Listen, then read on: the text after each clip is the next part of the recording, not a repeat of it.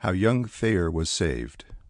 His father, second vice president of the Pennsylvania Railroad, drowned.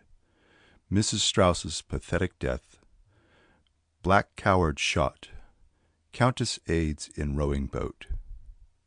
Standing at the rail of the main deck of the ill-fated Titanic, Arthur Ryerson of Gray's Lane, Haverford, Pennsylvania, waved encouragement to his wife as the lifeboat in which she and her 3 children, John, Emily, and Susan, had been placed with his assistance, glided away from the doomed ship. A few minutes later, after the lifeboat with his loved ones had passed beyond the range of his vision, Mr. Ryerson met death in the icy water into which the crushed ship plunged. It is now known that Mr. Ryerson might have found a place in one of the first lifeboats to be lowered, but made no effort to leave the ship's deck after assuring himself that his wife and children would be saved. It was not until the Carpathia reached her dock that relatives who were on hand to meet the survivors of the Ryerson family knew that little Jack Ryerson was among the rescued. Day by day since the first tidings of the accident to the Titanic were published, Jack had been placed among the missing. Perhaps of all those who came up from the Carpathia with the impress of the tragedy upon them, the homecoming of Mrs. Ryerson was peculiarly sad. While motoring with J. Lewis Hoffman of Radnor, Pennsylvania, on the main line on Monday a week before, Arthur L. Ryerson, her son, was killed. His parents abandoned their plans for a summer pleasure trip through Europe and took passage on the first homebound ship, which happened to be the Titanic, to attend the funeral of their son. And now, upon one tragedy, a second presses. Upon leaving the Carpathia, Mrs. Ryerson, almost too exhausted and weak to tell of her experiences, was taken in a taxicab to the Hotel Belmont. With her were her son, Jack, and her 2 daughters, Miss Emily and Miss Susan Ryerson. The young women were hysterical with grief as they walked up from the dock, and the little lad who had witnessed such sights of horror and tragedy clung to his mother's hand, wide-eyed and sorrowful. Mrs. Ryerson said that she and her husband were asleep in their staterooms, as were their children, when the terrible grating crash came, and the ship foundered. The women threw kimonos over their nightgowns and rushed barefooted to the deck.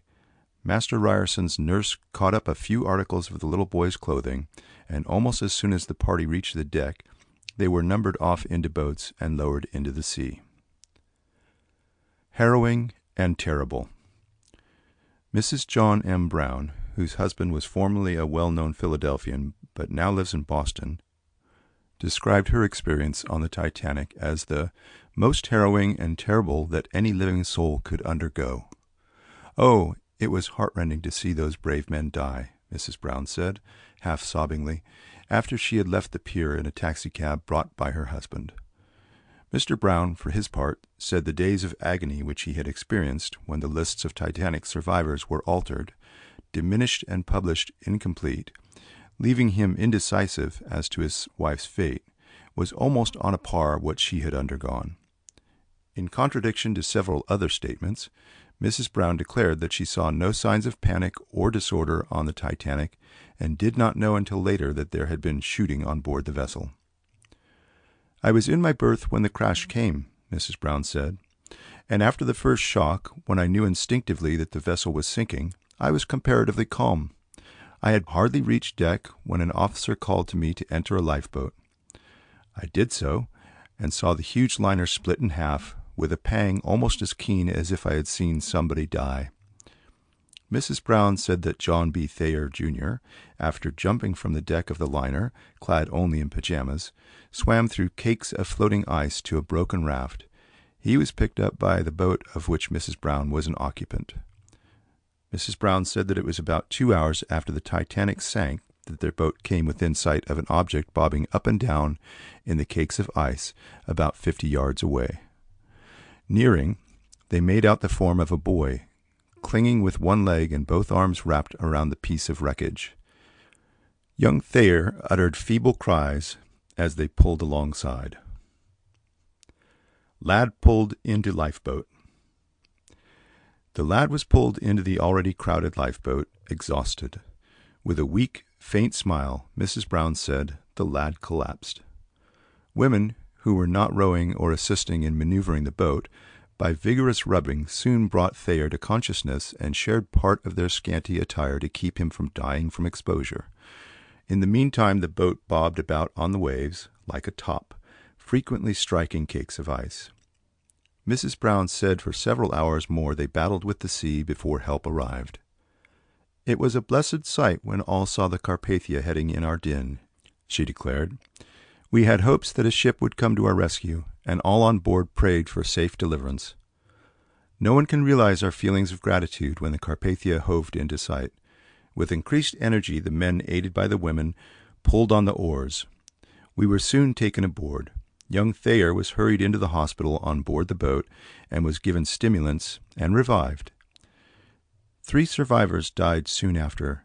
They were buried at sea." Mrs. Brown said that Mrs. John Jacob Astor, the wife of Colonel John Jacob Astor, who proved himself a hero, was also an occupant of her boat. Mrs. Astor was frantic when she learned that her husband had gone with the Titanic, but between sobs said, "He died a hero," Mrs. Brown said. The colonel kissed her and, pushing his bride to the side of the ship, told her to hurry to the lifeboats waiting below.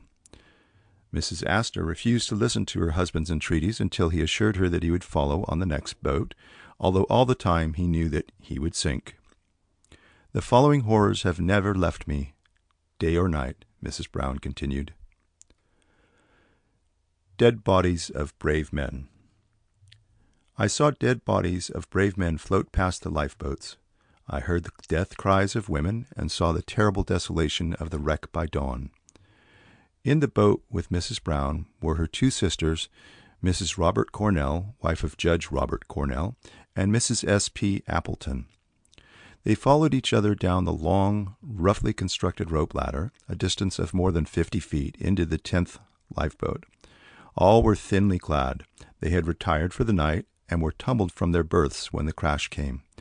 When the Titanic sank, and the first news came of the disaster, there appeared in the list of first cabin passengers the name of Washington Logue.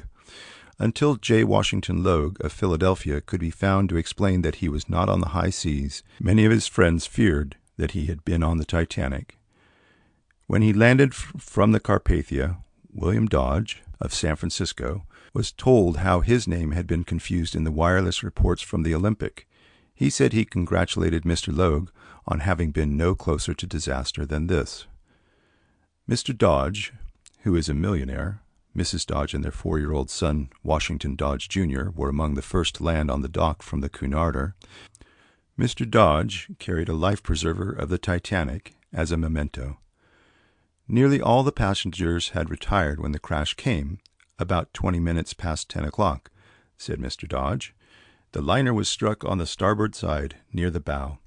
The bow, it seemed, withstood the crash, but water rushed into several compartments at the same time. There was complete order among the passengers and crew. We really didn't think there was any danger. We were assured that the ship would float and that there were plenty of vessels in the reach of wireless to come to our aid if that should become necessary. Then the sinking of the Titanic by the head began and the crew was ordered to man the boats. There was no panic. The officers told the men to stay back, and they obeyed. A few men were ordered into the boats. 2 men who attempted to rush beyond the restraint line were shot down by an officer, who then turned the revolver on himself. I could see Mrs. Isidore Strauss. She clung to her husband and refused to leave him. Floated for 4 hours. Floated for 4 hours until we were picked up. Mr. Ismay left the Titanic on a small boat. I did not see the iceberg. When we got into the boat, she was gone. As the Titanic went down, Major Archibald Butt was standing on the deck. I saw him. The body of one black coward, a member of the Titanic's crew, lies alone in the wireless coop on the highest deck of the shadowy bulk of what was once the world's greatest ship, 2 miles down in the dark of unplumbed ocean depths. There is a bullet hole in the back of his skull. This man was shot by Harold Bride, the second wireless man aboard the Titanic, and assistant to the heroic Phillips, chief operator, who lost his life. Bride shot him from behind just at the instant that the coward was about to plunge a knife into Phillips' back and rob him of the life preserver which was strapped under his armpits. He died instantly, and Phillips, all unconscious at that instant that Bride was saving his life, had but a brief little quarter of an hour added to his span by the act of his assistant, and then went down to death. This grim bit of tragedy, only a little interlude in the whole terrible procession of horror aboard the sinking boat, occurred high above the heads of the doomed men and women who waited death in the bleak galleys of the decks. "I had to do it," was the way Bride put it. "I could not let that coward die a decent sailor's death, so I shot him down and left him alone there in the wireless coop to go down with the hulk of the ship. He is there yet, the only one in the wireless room where Phillips, a real hero, worked madly to save the lives of 2,000 and more people." New York physicians escape. Miss Alice Farnan, leader, a New York physician, escaped from the Titanic on the same boat which carried the Countess Roths. "The Countess is an expert oarsman," said Dr. Leader, "and thoroughly at home on the water. She took command of our boat when it was found that the seamen who had been placed at the oars could not row skillfully. Several of the women took their places with the Countess at the oars, and rowed in turns, while the weak and unskilled stewards sat quietly in one end of the boat. The men were the heroes," said Mrs. Churchill Candy of Washington, one of the survivors, "and among the bravest and most heroic, as I recall, were Mr. Widener, Mr. Thayer, and Colonel Astor. They thought only of saving the women and went down with the Titanic, martyrs to their manhood. I saw Mr. and Mrs. Isidore Straus on the deck of the Titanic as I was lowered into one of the lifeboats. Mrs. Straus refused to leave the ship until her husband could accompany her. They were on the top deck, and I heard her say she would not leave her husband. She went down with him as she had lived and traveled with him. Life without him did not concern her, seemingly. I've always stayed with my husband, so why should I leave him now? I'll die with him, I heard her say. Captain Smith, I think, sacrificed safety in a treacherous ice field for speed. He was trying to make 570 miles for the day, I heard. The captain, who had stood waist-deep on the deck of the Titanic as she sank, jumped as the ship went down, but he was drowned. All of the men had bravely faced their doom for the women and children. The ship settled slowly, the lights going out deck after deck as the water reached them. The final plunge, however, was sudden and accompanied by explosions, the effect of which was a horrible sight. Victims standing on the upper deck toward the stern were hurled into the air and fell into the treacherous ice-covered sea. Some were rescued, but most of them perished. I cannot help recalling again that Mr. Widener and Mr. Thayer and Colonel Astor died manfully. Two distinct shocks. The ice pack which we encountered, explained Mrs. Candy, was 56 miles long, I have since heard. When we collided with the mountainous mass, it was nearly midnight Sunday. There were two distinct shocks, each shaking the ship violently, but fear did not spread among the passengers immediately. They seemed not to realize what had happened, but the captain and other officers did not endeavor to minimize the danger. The first thing I recall was one of the crew appearing with pieces of ice in his hands. He said he had gathered them from the bow of the boat. Some of the passengers were inclined to believe he was joking, but soon the situation dawned on all of us. The lifeboats were ordered lowered and manned, and the word went around that women and children were to be taken off first. The men stood back as we descended to the frail craft or assisted us to disembark. I now recall that huge Woolner Bjomstrom was among the heroic men. The Philadelphia women behaved heroically. This was the way Mrs. Walter B. Stevenson, of Haverford, a survivor of the wreck of the fated Titanic, began her brief but graphic account of the disaster at her home in Haverford, which she reached on the special train that brought Mrs. John B. Thayer and others over from New York. Worn by hours of terrible uncertainty on the frail lifeboats in the open sea, almost distracted by the ordeal of waiting for news of those left behind on the big liner, Mrs. Stevenson bore herself as did the women whom she described, heroically indeed. She told how John B. Thayer, Jr., fell overboard when the boats were launched, and how he was saved from the death that his father met by the crew of the lifeboat. She described tersely, to linger sadly as she finished with the words, "But we never saw Mr. Thayer, Sr., at all." Occupants of the same boat. Mrs. Thayer, Mrs. J. Bolton Earnshaw of Mount Airy, and Mrs. George D. Widener were occupants of the same boat that carried Mrs. Stevenson to safety, and, like Mrs. Stevenson, they witnessed the final plunge of the Titanic. "We were far off," said Mrs. Stevenson, "but we could see a huge dark mass behind us. Then it disappeared." That was all she could tell of the fate of those left on board. "Then it disappeared." She paused, and her voice choked. "We weren't sure but what we might have been mistaken. A lingering hope remained until long after the Carpathia picked us up. Then the wireless told the terrible tidings. We were the sole survivors." Mrs. Stevenson wore the same dress that she hastily donned when the crash occurred. It was a simple gown of dark texture, showing the wear in its crumpled shape. Over it she had managed to throw a cape, and to the covering she clung, as if yet fearful of the icy blasts of the northern ocean. Conveyed in a taxicab to the Pennsylvania Railroad station from the Cunard Wharf, Mrs. Stevenson alighted, hastened across the train shed, and into a waiting elevator. She walked unaided. Relatives who had rushed from Philadelphia to convey her in safety were solicitous for her welfare, but she assured them that she was well. "And she is well," said T. DeWitt Cuyler, a director of the Pennsylvania Railroad, who met the train. "She has borne up remarkably under the strain." "I was wakened in my cabin by the shock," Mrs. Stevenson began. "It was nearly 12 o'clock, but I cannot be sure. The shock was great, but not as great as the one I experienced in the San Francisco earthquake. I was staying in the St. Francis Hotel at the time of the earthquake. Even this terrible disaster cannot shake the memory of that night from my mind."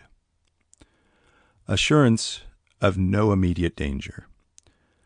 "I rose hastily from my berth and was about to hasten to the deck when my maid assured me that there was no immediate danger and that I would have time to dress.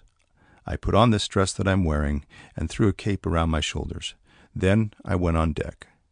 Scarcely had I gotten out in the air when an officer ordered me to don a lifebelt. I returned to the cabin to buckle one around me.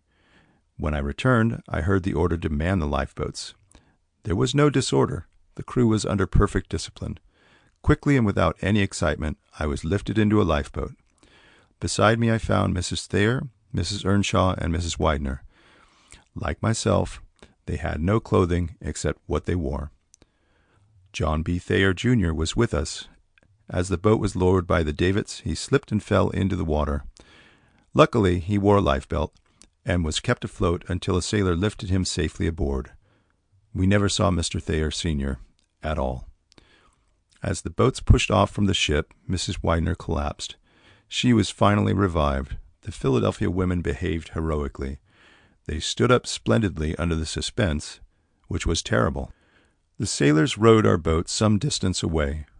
We thought we saw the Titanic sink, but we couldn't be sure. Behind us we could see a dark shape. Then it disappeared. We despaired of any others being saved, but some hope remained until long after the Carpathia had picked us up. Then the wireless told us the sad tale. Waifs from Titanic restored to mother's arms. Lola and Maman, the little waifs of the Titanic disaster, snatched from the sea and kept for a month in a big strange land, were clasped in the arms of their mother, Madame Marcel Navratil, who arrived in New York on May 16th from France on the White Star liner Oceanic. Hurrying down the gangplank, after kindly customs officials had facilitated her landing, Madame Navratil, who is an Italian, 24 years old, of remarkable beauty, rushed to Miss Margaret Hayes, the rescuer of the two little boys, who, with her father, was waiting on the pier. They took her in a cab to the Children's Society rooms, and there she was reunited with her children. The little boys, 4 and 2 years old, were thrust into one of the last of the lifeboats to leave the sinking Titanic by an excited Frenchman who asked that they be cared for. A steward told him he could not enter the boat, and he said he did not want to, but must save his boys. Arriving in New York on the Carpathia, Miss Hayes at first could learn nothing of the children's identity, and she planned to care for them. Then developed another chapter of the weird story of the disaster in the ice fields. The Frenchman's body was recovered and taken to Halifax, where it was found that he was booked on the passenger list under the name of Hoffman. Cable messages to France brought the information that Madame Navratil's husband, from whom she was separated, had kidnapped her children and said he was going to America. He often used the name Hoffman. Photographs of the boys were sent to Madame Navratil in France, and she identified them as her children.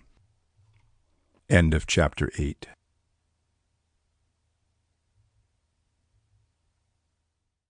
I resigned myself to my faith, he said, kissed wife fond farewell, lifted cap to wife as both left ship, crushed by death by ice, famous novelist's daughter hears of his death, Philadelphia millionaire's heroism, last to see Widener alive, Major Butt dies a soldier's death. The heroism of the majority of the men who went down to death with the Titanic has been told over and over again. How John Jacob Astor kissed his wife and saluted death as he looked squarely into its face. The devotion of Mrs. Isidore Straus to her aged husband, and the willingness with which she went to her doom with his loving arms pressed tenderly around her. The tales of life sacrifice that woman might be saved brought some need of comfort to the stricken. G.A. Brayton of Los Angeles, California says, John Jacob Astor went to one of the officers and told him who he was, and asked to go in the lifeboat with his wife. The officer told him he could not go into the lifeboat. Astor then kissed his wife goodbye, and she was put in the lifeboat. Astor said, I resigned myself to my fate and saluted in farewell. Colonel Astor and Major Archibald Butt died together on the bridge of the ill-fated ship, said Dr. Washington Dodge of San Francisco, one of the survivors. I saw them standing there side by side. I was in one of the last boats, and I could not mistake them. Earlier, during the desperate struggle to get the boats cleared, I had seen them both at work quieting passengers and helping the officers maintain order. A few minutes before the last, I saw Colonel Astor help his wife, who appeared ill, into a boat, and I saw him wave his hand to her and smile as the boat pulled away. Before the lifeboats left the ship, not far from the woman who would not let her husband meet death alone, Colonel Astor stood supporting the figure of his young wife, said another survivor. A boat was being filled with women.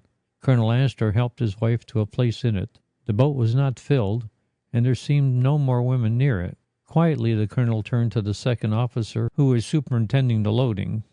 May I go with my wife? She is ill, he asked. The officer nodded. The man of millions got into the boat. The crew were about to cast off the falls. Suddenly, the colonel sprang to his feet, shouting for them to wait. He had seen a woman running toward the boat. Leaping over the rail, he helped her to the place he had occupied. Tried to climb from the boat. Mrs. Astor screamed and tried to climb from the boat. The colonel restrained her. He bent and tenderly patted her shoulder. The ladies first, dear heart, he was heard to say. Then quietly he saluted the second officer and turned to help in lowering more boats. Miss Margaret Hayes gave another version of the manner in which Colonel Astor met his death. Colonel Astor and his wife came out on deck as I was being assisted into a lifeboat, said Miss Hayes, and both got into another boat. Colonel Astor had his arms about his wife and assisted her into the boat. At the time, there were no women waiting to get into the boats, and the ship's officer at that point invited Colonel Astor to get into the boat with his wife. The colonel, after looking around and seeing no women, got into the boat, and his wife threw her arms about him.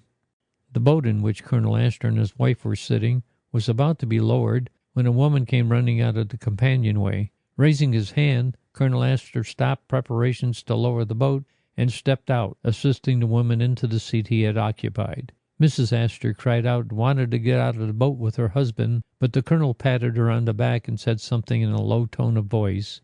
A nephew of Senator Clark of Butte, Montana, said Astor stood by the after rail, looking after the lifeboats until the Titanic went down. Brayton says, Captain Smith stood on the bridge until he was washed off by a wave. He swam back, stood on the bridge again, and was there when the Titanic went to the bottom. Brayton says that Henry B. Harris, the theatrical manager, tried to get on a lifeboat with his wife, but the second officer held him back with a gun. A third-class passenger who tried to climb into the boats was shot and killed by a steward. This was the only shooting on board I know of. Another account of Captain Smith's death is as follows.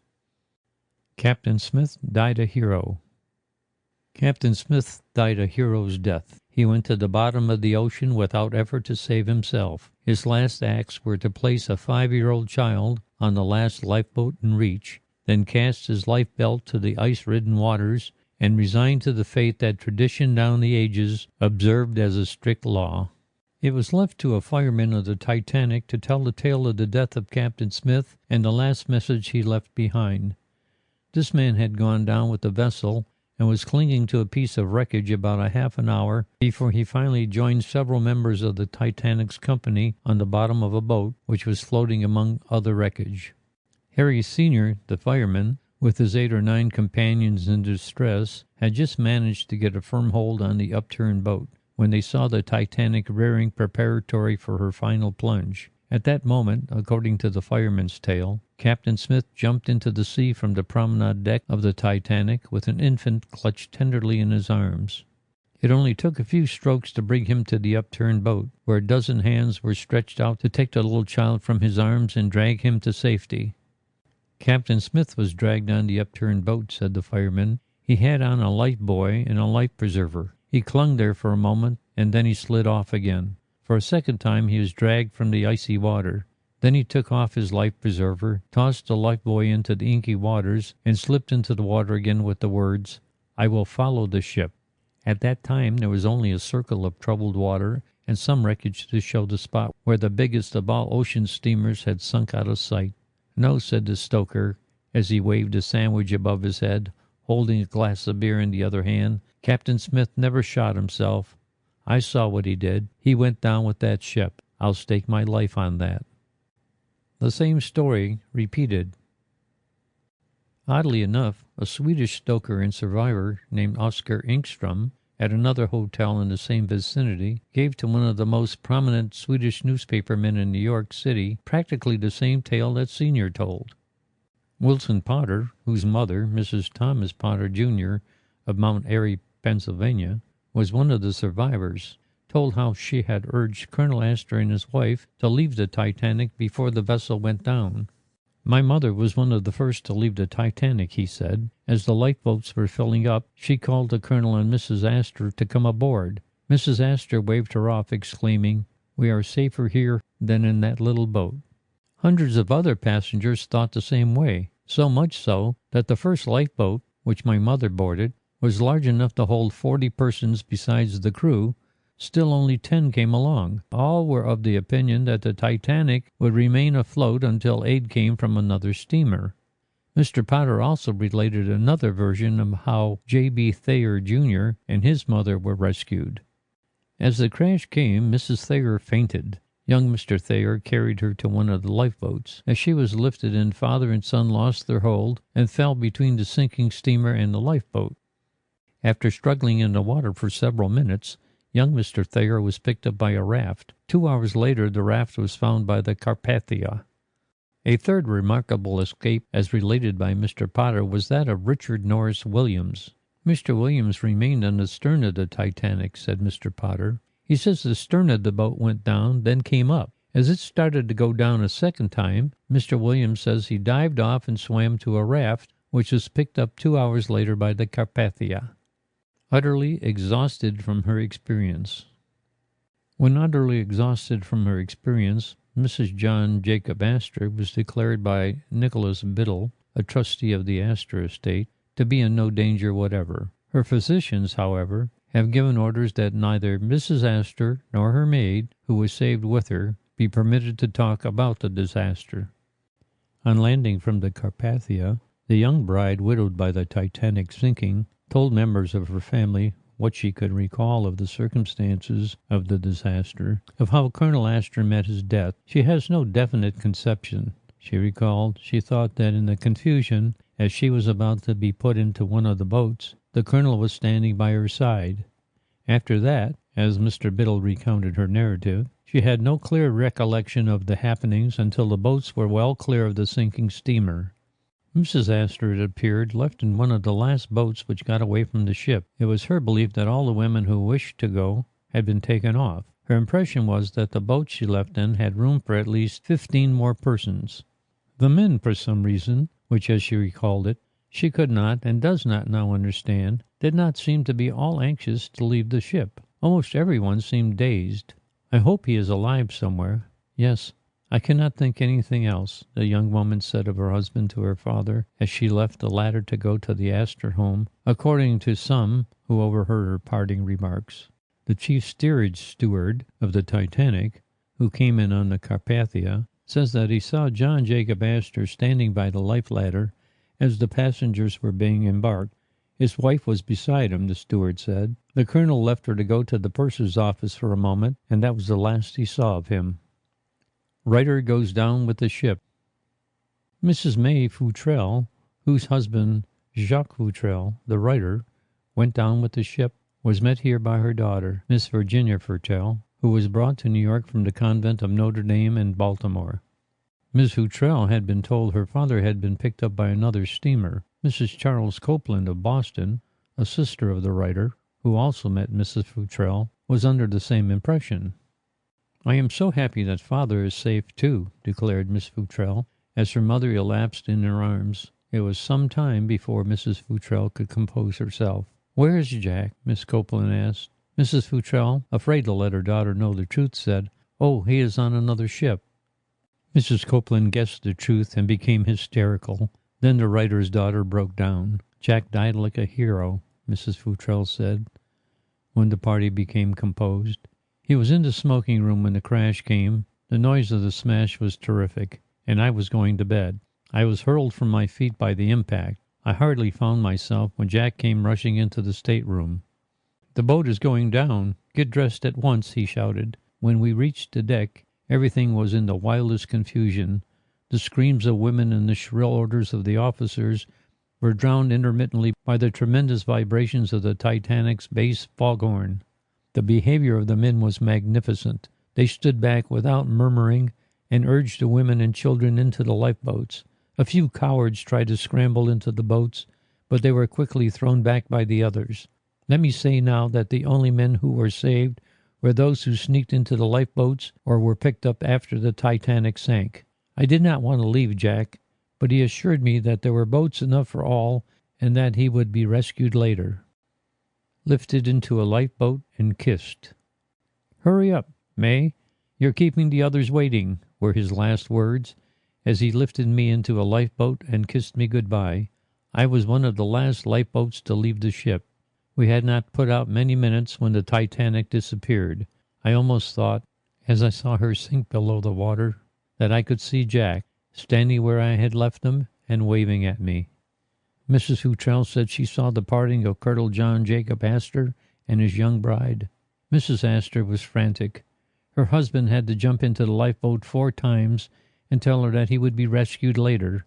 After the 4th time, Mrs. Futrelle said he jumped back on the deck of the sinking ship, and the lifeboat bearing his bride made off. George D. Widener and his son, Harry Elkins Widener, lost in the wreck of the Titanic, died the death of heroes. They stood back that the weaker might have a chance of being saved. Mrs. Widener, one of the last women to leave the ship, fought to die with her husband and her son. She would have succeeded, probably, had not sailors literally torn her from her husband and forced her onto a life raft. As she descended the ladder at the ship's side, compelled to leave, despite her frantic, despairing pleas, she called to Mr. Widener and her son pitifully. "Oh, my God," she cried. "Goodbye, George. Harry, goodbye. Goodbye. Oh, God, this is awful." And that was the last she saw of her husband and her son, who waved a brave farewell as she disappeared down the ladder. Mr. Widener, according to James B. McGow, 708 West York Street, Philadelphia, a buyer for the Gimbel store, one of those rescued, was as calm and collected, except at the time of the final parting from his wife, as though we were taking a walk on Broad Street. Helped women and children. The financier's son, too, was calm. The 2 men helped the women and the children to make their escape, but always stood back themselves when a boat or raft was launched. As soon as the vessel had struck the iceberg, Mr. and Mrs. Widener had sought out Captain Smith. "What is the outlook?" Mr. Widener was heard to inquire. "It is extremely serious," was the quick reply. "Please keep cool and do what you can to help us." And this is what Mr. Widener did. Mr. McGow, when he returned to his home, contributed to the several versions of the escape of John B. Thayer, Jr., son of John B. Thayer, second vice president of the Pennsylvania Railroad, who was lost. One version was that the boy jumped from the Titanic just as she sank, and that he swam about among big cakes of ice until taken aboard a lifeboat. Mr. McGow, in his account of the lad's rescue, said the boy jumped as the vessel sank, but that he alighted near a life raft to which, half frozen, he clung until taken aboard a boat. Another statement by Mr. McGow was that when a man, presumably an Associated Press correspondent, boarded the Carpathia off Cape Cod, tried to wireless a message ashore, a ship officer seized it and threw it into the ocean. Several weeks ago, Mr. McGow was sent abroad on a purchasing trip for his firm. With him were J.D. Flynn of New York, formerly of Philadelphia, and N.P. Calderhead, also a former Philadelphian. When the gangplank was thrown down from the Carpathia, Mr. McGow was the first passenger from the ill-starred Titanic to land. Waiting for him were his wife, Mrs. Mary McGow, and his three brothers, Philip A., Thomas, and Andrew McGow, all of 252 South 7th Street, Philadelphia. His wife saw him first. Stretching out her arms, she threw herself from the police lines toward him, and in a moment he had her clasped in his embrace. Sends a message to his mother. Afterward, he rushed through the crowd and took a motor car to the home of a relative. Thence he went to the Imperial Hotel. From the hotel, he sent a message to his mother at 252 7th Street. "I am here, safe," the message read. The collision which caused the loss of the Titanic, Mr. McGow said, occurred about 11:40 o'clock. "I had an outer stateroom on the side toward the iceberg against which the ship crashed. Flynn, who occupied the room with me, had just gone to bed. Calderhead was in a bed in a stateroom adjoining. When the crash came, I ran to the porthole. I saw the ice pressed against the side of the ship. Chunks of it were ground off, and they fell into the window. I happened to glance at my watch, and it showed me exactly the hour. I knew that something was seriously wrong, and hastily got into my clothes. I took time also to get my watch and money. Flynn, in the meantime, had run over to Calderhead's stateroom and had awakened him. When I had dressed, I ran outside. I saw the iceberg. The boat deck stood about 90 feet out of the water, and the berg towered above us for at least 50 feet. I judged the berg stood between 140 and 150 feet out of the water. Many of the women on board, I am sure, did not leave their staterooms at once. They stayed there for at least a time. I believe that many of them did not awaken to their danger until near the last. One statement I want to correct. The lights did not go out, at least not while I was on board. When I ran to the deck, I heard Captain Smith order that the air chambers be examined. An effort was made to work the doors, closing the compartments, but to no avail. When the ship ran upon the iceberg, the sharp-pointed berg cut through both thickness of the bottom and left it in such a position that it filled rapidly. Might have perished. I remember it was a beautiful night. There was no wind and the sea was calm. But for this it is certain that when the boats were launched, most all of us would have perished in the ice-covered sea. At first the captain ordered the hatches over the steerage fastened down. This was to prevent the hysterical passengers in that part of the ship rushing to the deck and increasing the panic. Before we left, however, those passengers were released. 2 sailors were put into each of the boats. When the boats were lowered, the women hung back. They feared to go down the long, steep ladder to the water. Seeing them hesitate, I cried, "Someone has to be first," and started down the ladder. I had hardly started before I regretted I had not waited on deck, but I feel if I had not led the way, the women would not have started, and the death list would have been much larger. Flynn and Calderhead led the way into other boats. It was only a short time before the boat was filled. We had 55 in our boat, nearly all of them women. We had entered the craft so hastily that we did not take time to get a light. For a time we bobbed about on the ocean. Then we started to row slowly away. I shall never forget the screams that flowed over the ocean toward us from the sinking ship. At the end there was a mad rush and scramble. It was fearfully hard on the women. Few of them were completely dressed. Some wore only their nightgowns, with some light wrapper or kimono over them. The air was pitilessly cold. There were so few men in the boat, the women had to row. This was good for some of them, as it kept their blood in circulation. But even then it was the most severe experience for them imaginable. Some of them were half crazed with grief or terror. Several became ill from the exposure. I saw Mr. Widener just before I left, and afterward, while we were rowing away from the vessel, I had a good glimpse of him. He appeared as calm and collected as though he were taking a walk on Broad Street. When the rush for the boats began, he and his son Harry stood back. Ship goes down at 2:30 o'clock. At the end, sailors had to tear Mrs. Widener from him, and she went down the ladder, calling to him pitifully. The ship went down at 2:20 o'clock exactly. The front end went down gradually. We saw no men shot, but just before the finish we heard several shots. I was told that Captain Smith, or one of the officers, shot himself on the bridge just before the Titanic went under. I heard also that several men had been killed as they made final rush for the boats, trying to cut off the women and children. While we were floating around, the sailors set off some red fire, which illuminated the ocean for miles around. This was a signal of distress. Unfortunately, there was no one near enough to answer in time. John B. Thayer, Jr. was saved after he had gone down with the ship. Just as the vessel took the plunge, he leaped over the side. He struck out for a life raft and reached it. There he clung for several hours, until half frozen, he was taken into one of the boats, which was a trifle less crowded than the others. For 6 hours we bobbed around in the ocean. We rowed over to a boat that was provided with a light and tied the two small craft together. Finally daylight came, and the sun rose in a clear sky. There we were, a little fleet, alone in the limitless ocean, with the ice cakes tossing about on all sides.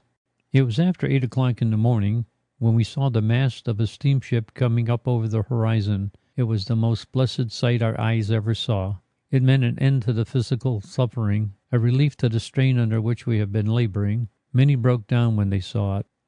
The ship, of course, was the Carpathia. While it was hurrying toward us, the crew and passengers had made the most generous preparations for us. When they took us on board, they had blankets, clothing, food, and warm liquids all ready. Their physicians were ready to care for the sick. The passengers gave up their warm beds to us. Bumped into floating bodies. During the time we were in the water, we bumped frequently into the bodies that floated about us. A great many of the men jumped into the water before the boat sank, and they were their bodies that we struck. D.H. Bishop, a rich lumberman of Dowagiac, Michigan, who with his wife was returning from a bridal trip to Egypt, is the last person known to have seen George D. Widener alive. Mr. Bishop said, "My wife and I had just retired, and we heard the jar and felt a decided tilt of the ship. I got up and started to investigate, but soon became reassured and went back to bed. A few minutes later, we heard the calls to put on life belts. My wife felt very alarmed and kneeled to pray. She said she knew we would be lost, although at that time there was no reason to think so, and she remarked, 'What is the use bothering with jewelry if we're going to die?' Accordingly, she left her stateroom jewelry worth about $11,000, but strangely enough insisted upon me running back and getting her muff. As we came up the stairway, we met Captain Smith and Colonel John Jacob Astor talking hurriedly. What they said I do not know. When we got on deck, there were not more than 50 people there, and no one seemed excited, and no one appeared to want to get into the lifeboats, although urged to do so. Mrs. Bishop and I were literally lifted into the first lifeboat. At that time, I observed Mr. and Mrs. Widener, and I saw the former leave his wife as she was getting into the lifeboat, and accompanied by his son, go toward the stairway. I did not see him again, as our lifeboat, with only 28 persons in it and only half manned, was lowered over the side at that moment. An instant later there was an apparent rush for the lifeboats, and as we rowed away they came over the side with great rapidity. Before we were 100 yards away, men were jumping overboard, and when we were a mile away the ship went down with cries from the men and women aboard that were heart-rending. There is nothing to say concerning the blame, except that I do know that icebergs were known to be in our vicinity, and that it was the subject of much talk that the Titanic was out for a record. Captain Smith was dining with J. Bruce Ismay, managing director of the White Star Line, and of course was not on the bridge. It was rumored on the Carpathia that Captain Smith tried to save himself in a lifeboat at the last minute, but of this I know nothing. End of section 9.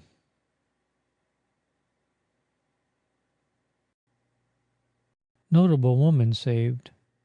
Praises captain and crew. Bids president of Grand Trunk Railroad goodbye. In water for 6 hours. Saved by cake of ice. Boats not filled, she says. Millionaire died to save wife's maid. Heroic sacrifice of railroad official. From William E. Carter, Bryn Mawr, Pennsylvania, who with his wife and 2 children, Lucille and William E. Carter, Jr., was saved from the wreck of the Titanic. It was learned today that the 3 women probably most notable among the survivors were in the same lifeboat. They were Mrs. John Jacob Astor, Mrs. George T. Widener, and Mrs. John B. Thayer. In the same boat were Mrs. Carter and her 2 children. Colonel Astor, Mr. Mayer, Mr. Widener, and Mr. Carter separated as soon as the ladies were safely in the lifeboats, and Mr. Carter never saw the 3 men again.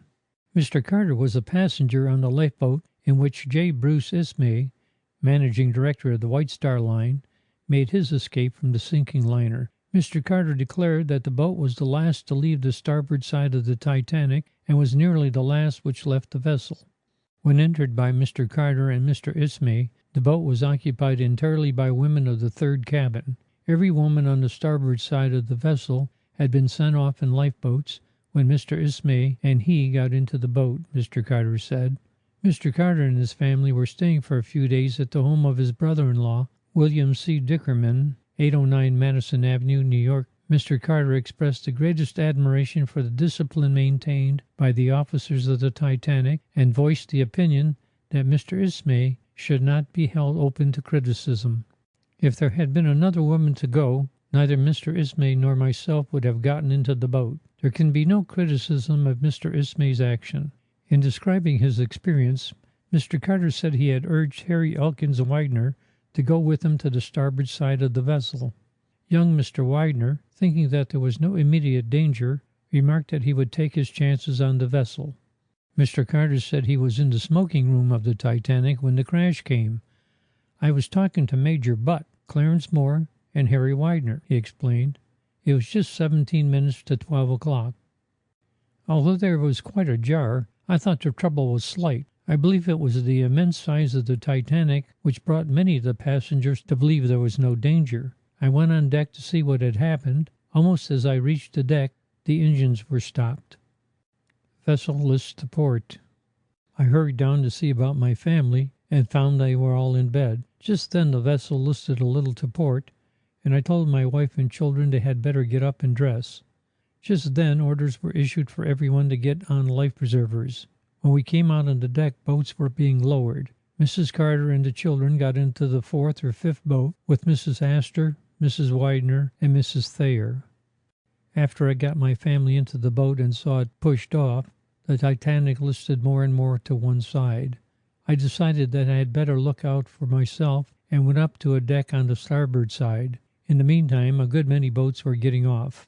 There were no women on the starboard side when I reached there except one collapsible raft load of 3rd-class women passengers. Mr. Ismay and myself got into the boat, which was either the last or next to the last to leave the Titanic. As we left the ship, the lights went out and the Titanic started to go down. The crash had ripped up the side, and the water rushing into the boiler room caused the boilers to explode. We were a good distance off when we saw the Titanic dip and disappear. We stayed in the boat until about 5 o'clock. Mr. Ismay and myself pulled on the oars with 3 members of the crew practically all the time. Never in my life have I seen such splendid discipline as was maintained by Captain Smith and his men. There was no panic, and the order was splendid. Before I left Harry Widener, I urged him to come with me to the starboard side of the ship, and it was then he told me he would take his chances on the vessel. He had on a life belt, as did every other passenger, many of whom stayed in the smoking room playing bridge. Mr. Widener parted from his wife. I saw Colonel Astor place his wife in the same boat that I put my family in, and at the same time Mr. Widener parted from his wife, and Mr. Thayer put Mrs. Thayer in the boat. I did not see the men again. Major Arthur Peuchen, a wealthy resident of Toronto, Canada, was the last man on the Titanic to say goodbye to Charles M. Hayes, president of the Grand Trunk Pacific Railroad, who lost his life. After assisting members of the crew in filling up the first 5 boats, Major Pugin, who was an experienced yachtsman, was assigned by the second mate to take charge of boat number 6. Major Pugin said he declined to accept such a post, not desiring to have any preference over any of his fellow passengers. Captain Smith, wishing an experienced boatsman on number 6, directed the second officer to give the major a written order to take charge of it. Major Pugin displayed his order to some of the friends last night, so as to make it plain that it was at the demand of the ship's officers that he undertook the assignment. Just as the major was about to leave in the lifeboat, his old friend Charles M. Hayes, of the Grand Trunk, came up and said goodbye. Mr. Hayes had no idea, according to Mr. Pugin, that the ship would sink as soon as it did, but believed that help would be at hand sufficient to care for all before the vessel went down. Mr. Hayes remarked to the major that the ship could not possibly sink within 8 hours, and then long before then everybody would be taken off safely. Mr. Hayes expressed no fear that he would be lost by remaining on board the ship. Peter D. Daly of New York jumped from the deck of the Titanic after it was announced that there was only boats enough for the women and children. As he saw the ship settling gradually, he swam away with all his might to prevent being carried down with the suction of the sinking liner. Picked up by Carpathia. For 6 hours I beat the water with hands and feet to keep warm, he said. Then I was picked up by one of the Carpathia's boats, which was cruising around looking for survivors. I was numb from the cold, after a fight which I can scarcely bear to discuss. Even after I recovered from the chill and shock, I was practically prostrated by the nervous strain, and every mention of the disaster sends a shiver through me. There was no violent impact when the vessel collided with the ice. I rushed to the deck from my cabin, got a life preserver, and when things began to look serious, threw myself into the water. The boat had already begun to settle. A huge cake of ice was the means by aiding Emile Portaluppi of Arcicabo, Italy, in escaping death when the Titanic went down. Portaluppi, a second-class passenger, was awakened by the explosion of one of the boilers of the ship. He hurried to the deck, strapped a life preserver around him, and leaped into the sea. With the aid of the preserver and holding to a cake of ice, he managed to keep afloat until one of the lifeboats picked him up. There were 35 people in the boat when he was hauled aboard. Mrs. Lucine P. Smith of Huntington, West Virginia, daughter of Representative James P. Hughes of West Virginia, a bride of about 8 weeks, whose husband was lost in the wreck, gave her experience through the medium of her uncle, Dr. J. H. Vincent of Huntington, West Virginia. The women were shoved into the lifeboats, said Dr. Vincent. The crew did not wait until the lifeboat was filled before they lowered it. As a matter of fact, there were but 26 people in the boat, mostly all women, when an officer gave instructions to lower it. Mr. Smith was standing alongside the boat when it was lowered. There was plenty of room for more people to get into the lifeboats, the capacity being 50. Appeals to Captain were ignored. Mrs. Smith implored Captain Smith to allow her husband in the boat, but her repeated appeals, however, were ignored. This lifeboat was permitted to be lowered with but one sailor in it, and he was drunk. His condition was such that he could not row the boat, and therefore the women had to do the best they could in rowing about the icy waters. As the boat swung out from the side, it was evident that the 3 men knew absolutely nothing about rowing, and Mrs. Kenyon said she and another woman seized the oars and helped the sailors to pull clear. Gradually the small boat was worked away from the Titanic. The boat had gone quite a distance when suddenly all heard a terrific explosion, and the glare which followed they saw the body of a man hurled from the bridge high in the air. Then darkness fell. At 6:30 the boat was picked up by the Carpathia. Mrs. Elizabeth Diker of West Haven, Connecticut, a bride whose husband perished, lost beside her husband all her worldly possessions. When the crash came, said Mrs. Diker, I met Adolph on deck. He had a satchel in which were 2 gold watches, 2 diamond rings, a sapphire necklace, and 200 crowns. He couldn't go in the boat with me, but grabbed a life preserver and said he would try to save himself. That was the last I saw of him. When the lifeboat came alongside the Carpathia, one of the men in it threw my satchel to the deck. I have not seen it since. Kate Mullen, of County Longford, Ireland, told of how stewards had tried to keep back the steerage women. She said she saw scores of men and women jump overboard and drown. Bernard Toglin, a Swede, was saved in the next to the last boat which left the Titanic. Before getting into the boat, he placed 2 hysterical women in another boat. Then he heard a cry, and looking up, saw a woman standing on the upper deck. The woman, he said, dropped from her arms her baby, which Tunglen caught, and gave it to one of the women he had put in the boat. Then he got into his own boat, which was lowered, and shortly afterwards came the 2 explosions and the plunge downward of the Titanic. Tunglen declared he had seen numerous persons leap from the decks of the Titanic and drown. Helps his wife to a place in the boat. Mrs. Fred R. Kenyon of Southington, Connecticut, was one of the Titanic survivors. Her husband went down with the vessel rather than take the place of a woman in a boat. Mrs. Kenyon said when the call was given for the women to take places near the boat davits in readiness to be placed in the boats as they were swung off, Mr. Kenyon was by her side. When it came her turn to enter the boat, Mr. Kenyon helped his wife to a place and kissed her goodbye. Mrs. Kenyon said she asked him to come with her, and he replied, "I would not, with all those women and children waiting to get off." In an instant, Mr. Kenyon had stepped back, and other women took their places, and the boat swung clear and dropped into the water. In the boat, Mrs. Kenyon said, there were 1 sailor and 3 men who had been ordered in because they said they could row. Mrs. John B. Thayer, whose husband, the 2nd Vice President of the Pennsylvania Railroad, went down with the Titanic after heroically standing aside to allow his wife's maid to take his place in the lifeboat, and whose young son, John B. Thayer, Jr., was pulled aboard a lifeboat after being thrown from the giant liner just before she sank, seemed too dazed by what she had gone through to realize the awful enormity of the tragedy when she reached her home at Haverford, Pennsylvania. After reaching the Thayer home, Mrs. Thayer was put to bed, and the greatest precautions were taken to see that neither she nor young Jack Thayer was disturbed. Detectives from the Pennsylvania Railroad, assisted by 2 members of the Lower Merion Police Force, guarded the house both front and rear. All callers were told that both Mrs. Thayer and her son were too much overcome by their heartbreaking experience to see anyone. Died to save wife's maid.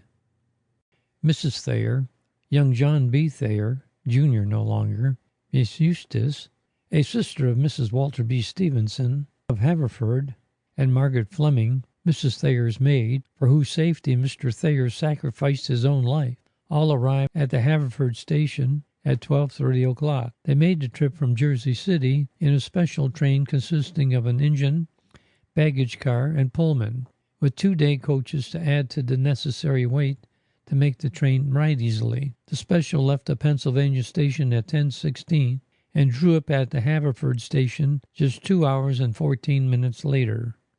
Harry C. Thayer of Marion, a brother of Mr. Thayer, met his sister-in-law and nephew at the New York pier where the Carpathia docked, together with Dr. R.G. Gamble of Haverford, the Thayers' family physician. Mrs. Thayer, though seemingly composed, is really in a very serious condition, according to Dr. Gamble. Her hours of exposure in an open boat, her uncertainty as to the fate of her son, whom she saw jump overboard just before the Titanic sank, carrying her husband to a watery grave, was more than any woman could be expected to bear. 8 or 10 friends and relatives of the Thayer family, together with Captain Donaghy of the Lower Merion Police Department and a squad of his men, were awaiting the special train at the Haverford station. A big limousine automobile was also on hand, with the motor running, ready to whisk the party to the Thayer home, Redwood, just back of the Merion Cricket Club. As the train slowed down, the relatives and friends formed a double line opposite the Pullman car. The moment the train stopped, Mrs. Thayer was helped down the steps and to the automobile. Wearing heavy brown furs, a dark hat, and a half veil, Mrs. Thayer looked dazed and walked as one asleep as she was assisted into the motor car. Her son, young Jack Thayer, was at her side, with Miss Eustace and the maid, Margaret Fleming, bringing up the rear. The boy, a husky youngster, looked little worse for his experiences and bore himself in manly fashion. Too overcome to be questioned. There was a clang of the motor car door, a crashing bang as the gears were shoved into place, and the machine was off at top speed for the Thayer residence. Dr. Gamble, whose car was also in waiting, acted as spokesman for all. Mrs. Thayer, he said, was too overcome to be questioned, but he had gleaned from young Jack Thayer and from Margaret Fleming, the maid, a few details that brought out in vivid relief the quiet heroism of Mr. Thayer. The son also had proven himself in the critical moment. Shortly after the Titanic crashed into the iceberg, said the doctor, Mr. Thayer had forced his wife and her maid into the boat and then tried to get his son in also. The lad, however, refused to desert his father. Stepping back, he made room for someone else, said to have been a grown man, and grasping his father's hand, said he guessed he would stick by Dad. Before Mr. Thayer could protest or forcibly place his son in the lifeboat, it had been launched, and the opportunity was gone. A few seconds before the Titanic sank, however, Mr. Thayer seemed to grasp the fact that the end was near. Picking up the boy, he threw him into the sea. "Swim to a boat, my boy," he said. Young Thayer, taken by surprise, had no chance to object. Before he knew what had happened, he was struggling in the icy waters of the ocean. Striking out, the lad swam to a lifeboat, said Mr. Gamble, but was beaten off by some of those aboard as the boat was already overcrowded. But the pluck that has made so many Thayers famous as athletes in many branches of sport was deeply implanted in young Jack Thayer. Turning from the lifeboat from which he had been beaten off, he swam to another. Once again he was fended away with a long oar, and all this time Mrs. Thayer, safe in another boat, watched her son struggle for life, too overcome with horror to even scream. Not as much suction as expected. A few seconds later the Titanic went down. There was a swirling of the waters, though not as much suction as had been expected. To save himself from the tug of the indraw waters, young Thayer grasped the floating cake of ice. To this he clung until another boat, filled with people of more kindly hearts, came by and pulled him aboard. In this boat was Miss Brown, a friend of the boy's mother. She took charge of him until they were taken on board the Carpathia. Mrs. Thayer had not seen the rescue of her son. She had fainted, it is said, but revived a few moments later and did yeoman service at the oars. Other survivors in her boat spoke in the highest terms of her calm courage, which served to keep up the spirits of the women, half frozen from the bitter cold, insufficiently clad, and bereft of their loved ones. Taking an oar, without waiting to be asked, she used every ounce of her strength for long hours before the Carpathia arrived, aiding the few soldiers aboard to keep the boat's head to the sea and to dodge the myriad of ice cakes. The exercise, however, served to keep her warm, and when she was lifted into the deck of the Carpathia, she did not need hospital treatment. Her son, however, was in bad shape when he was rescued. His clothing was frozen to his body, and he was exhausted from his battle with the ice-filled sea. Restoratives and hot water bottles in the Carpathia's hospital brought him around in time, however, and the moment he was able to stand on his feet, he rushed through the ship seeking his mother. That was a joyful reunion for both, but particularly for Mrs. Thayer, as she had given up her son for lost. Stayed on board until she sank. Broken in spirits, bowed with grief, Mrs. Thayer stepped off the Carpathia at New York with the other few hundreds of survivors last night. With her was her young son, John B. Thayer, Jr., who stayed on board the vessel until she sank to share his father's fate, but who proved more fortunate than the railroad magnate and was saved. She was heavily veiled and was supported by the son, who seemed, with his experience, to have aged twice his 16 years. Awaiting her arrival was a special train sent by officers of the Pennsylvania Railroad for her arrival. One of the cars was that in which she and Mr. Thayer frequently had taken trips together. It was in this car that she rode to Philadelphia, the last time she will ever enter it. Every arrangement had been made for the care and comfort of Mrs. Thayer. Immediately upon her arrival at the pier where the rescue ship Carpathia docked, relatives and representatives of the railroad were ready to receive her. A motor car had been held in readiness, and when she disembarked from the vessel, leaning upon the arm of her young son, she was silently led to it. They were the first of the Philadelphia survivors to arrive at the Pennsylvania station. It was exactly 10 o'clock when the car in which she and her son had ridden pulled up outside the great building, erected when her husband was one of the directing heads of the road. With her was Dr. Niedermeyer, the station physician, who had been sent to take care of her during the short time she stayed in New York. Tenderly he lifted Mrs. Thayer to the pavement and then led her inside and across the central floor toward the train.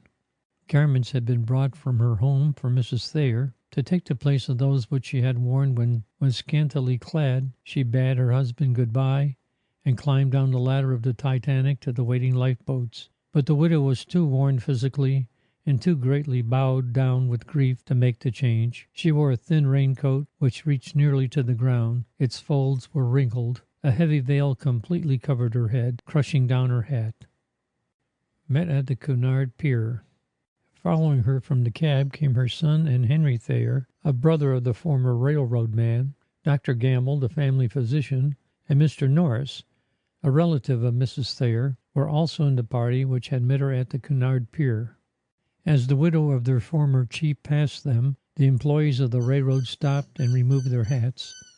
T. DeWitt Cuyler, a director of the Pennsylvania Railroad, saw her coming and stepped toward her. As he did so, Dr. Niedermeyer quickly grasped his arm and drew him to one side where Mrs. Thayer would not hear. "Mr. Thayer is dead," the physician whispered silently. Mr. Cuyler gripped the doctor's hand, and then, his face working violently, he turned quickly away.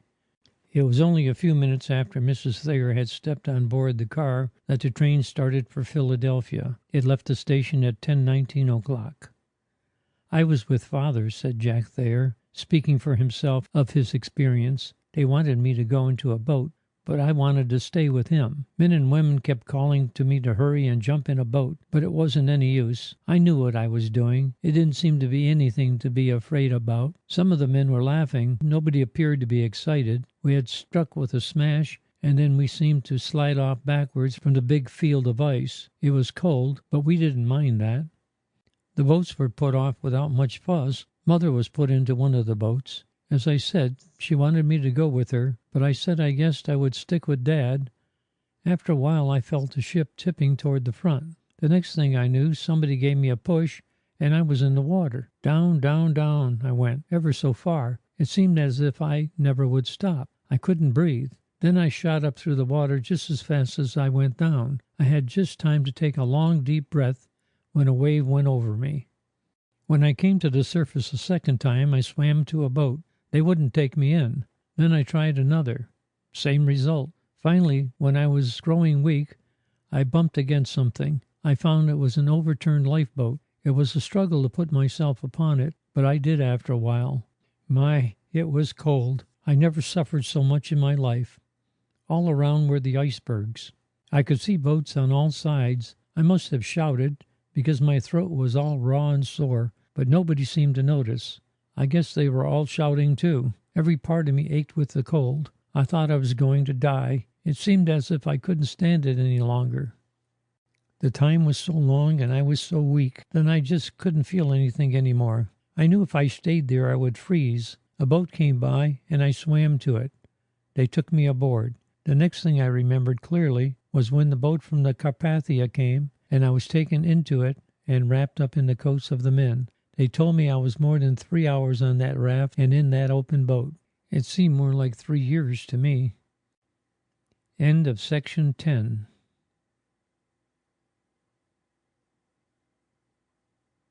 Major Butt, Martyr to Duty.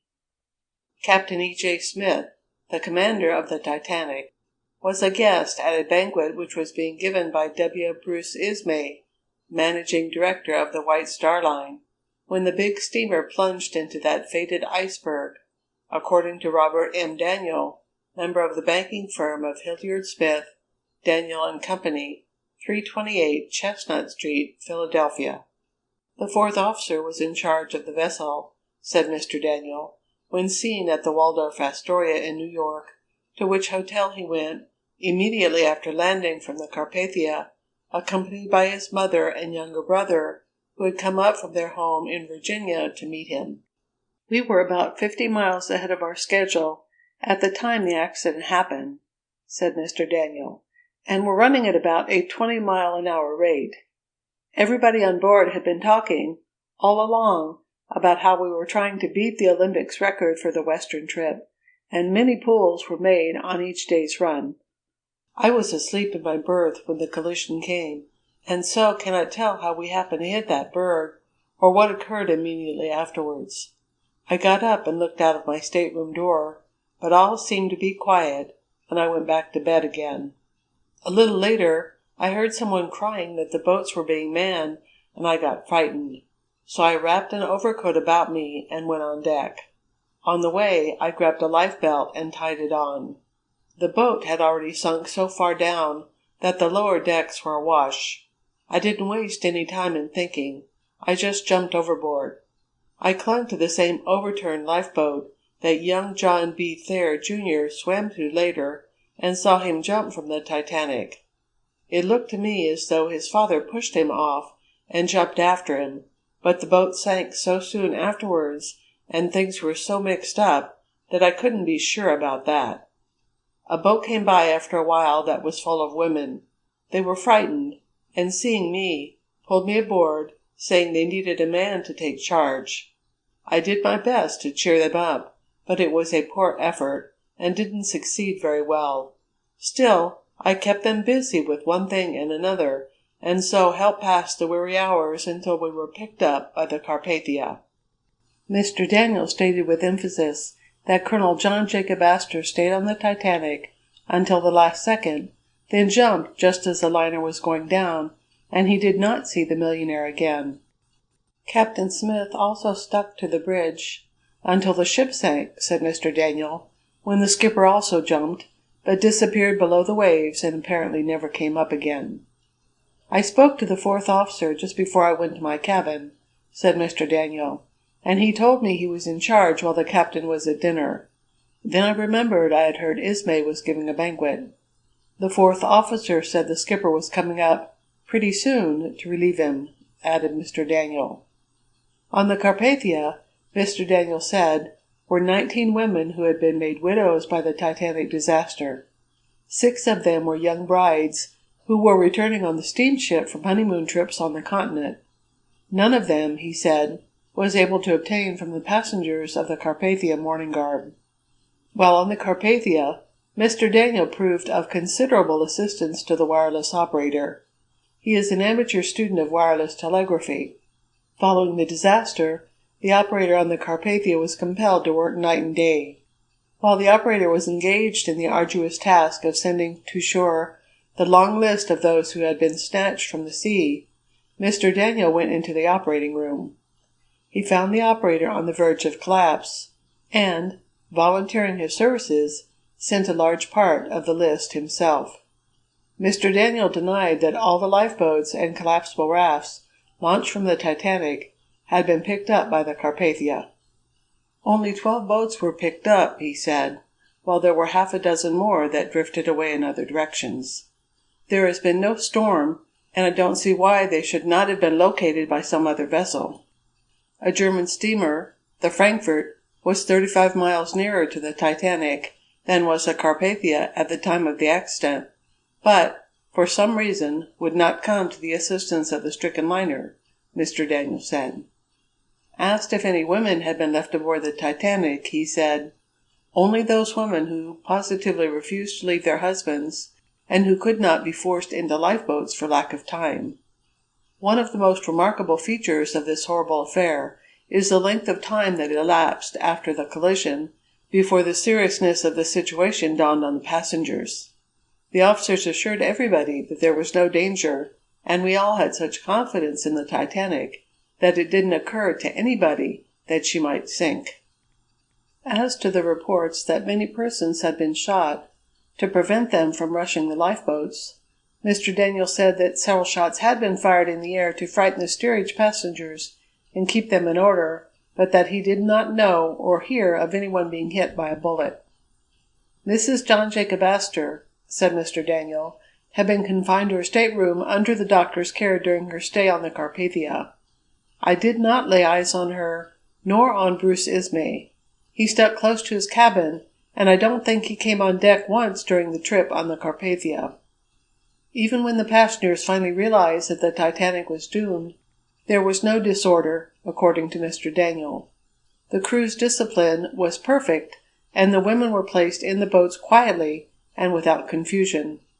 It was only after the ship had gone down, he added, and the women awoke to the fact that their husbands, brothers, sons, and sweethearts, who had told them they would follow in other boats, had sunk to their death, that there was any hysteria.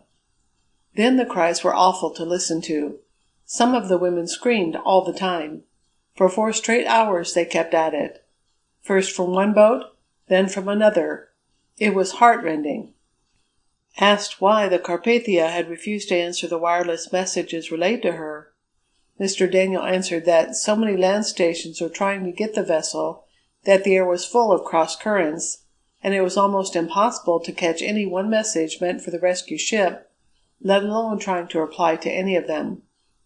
While Mr. Daniel was talking to the newspaper men on the pier, just after landing from the Carpathia, a man ran up and, showing him 2 newspaper photographs, asked if he remembered the face. "It's my brother, Mr. White, of California," said the man. "Is he on board the Carpathia?" "I don't think so," answered Mr. Daniel. "I remember meeting this gentleman on board the Titanic, but I have not seen him since." Mr. White's brother grabbed the photographs and rushed away. "Many of the men," said Mr. Daniel, "refused to jump from the Titanic until the ship was actually disappearing beneath the waves. They seemed to think they were safer on board," he said, "and by waiting too long lost their chance of being saved, for they were probably carried down by the suction. Howard B. Case, of New York, was one who declined to jump. C. Dwayne Williams was another. He was washed overboard, but his son, Richard Norris Williams, jumped and was saved. Mr. Daniel was in the water or on a cake of ice nearly an hour before he was pulled aboard a lifeboat. He had nothing to keep him from freezing, save a light overcoat over his pajamas. While on the Carpathia, he slept on the floor of the dining saloon, and was so weak when he landed that he could hardly move. When in Philadelphia, Mr. Daniel makes his home at the Southern Club, though he is a native of Richmond, Virginia, where his mother and brother live. "When I finally went on deck," said Mr. Daniel, "the water already was up to my ankles. I saw the women and some of the men taking to the boats. A short distance away was a big cake of ice. I jumped for it and crawled on it." John B. Thayer, Jr. came to the same ice cake later, after the Titanic sank. Then a boat passed near, and he swam to it and was pulled aboard. A half-hour afterwards another boat came by, and I was pulled aboard. It seemed a long time before we saw the masts of the Carpathia, but when the straight masts and the blur of smoke from her funnels were outlined against the horizon, we realized that it meant rescue for all of us. When the boat finally reached us, the men in the boat did what they could to help the women to the vessel, but most of us were almost helpless from the cold and exposure. I cannot pretend to explain the accident. All I can say is that we knew for 5 hours before the accident that there were ice fields about. I saw Colonel Astor after I was on the raft. He was still on deck. The water was washing about his knees. He made no effort to get into a boat. "The last I saw of Major Butt," Mr. Daniel added, "he was playing bridge whist with Clarence Moore of Washington, formerly of Philadelphia, and widely known as a horse show exhibitor, and 2 other men. This was just before I went to my cabin. When I came on deck again, I did not see him. I have no doubt he met his death as a soldier should." Major Archibald Butt, U.S.A., military aide to President Taft, who lost his life on the Titanic, met his death in a manner that fully justified the President's estimation of him, as expressed in the eulogy given out at the White House, in which the President tenderly referred to his late aide as a man gentle and considerate, and as one who was "every inch a soldier." From the moment the Titanic climbed to her death on the jagged shelf of the great iceberg, until the last boatload of women and children, and some men, was lowered, Major Butt was, to all intents and purposes, an officer not only of the American Army, but of the British Mercantile Marine. He was among the first to realize the gravity of the Titanic's condition, and he immediately forgot self and went to the assistance of the sorely taxed skipper and junior officers of the sinking liner.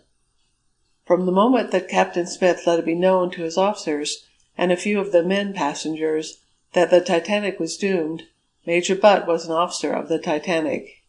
He was here and there and everywhere, giving words of encouragement to weeping women and children, and uttering, when necessary, commands to keep the weak-kneed men from giving in, and rendering the awful situation even more terrible. That this was the manner in which Major Butt met his death is certain. Captain Charles E. Grain, of the 27th United States Infantry, was a passenger on the Carpathia, and when he learned that Major Butt was among the dead, he made it his duty to get the true tale of his comrade's death. "Naturally," said Captain Crane, "I was deeply concerned in the fate of Major Butt, for he was not only a fellow officer of the Army, but also a personal friend of many years' standing.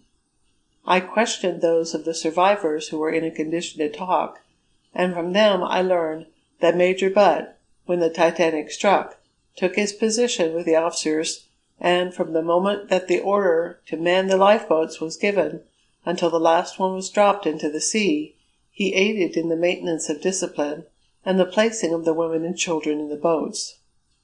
Butt, I was told, was as cool as the iceberg that had doomed the ship, and not once did he lose control of himself.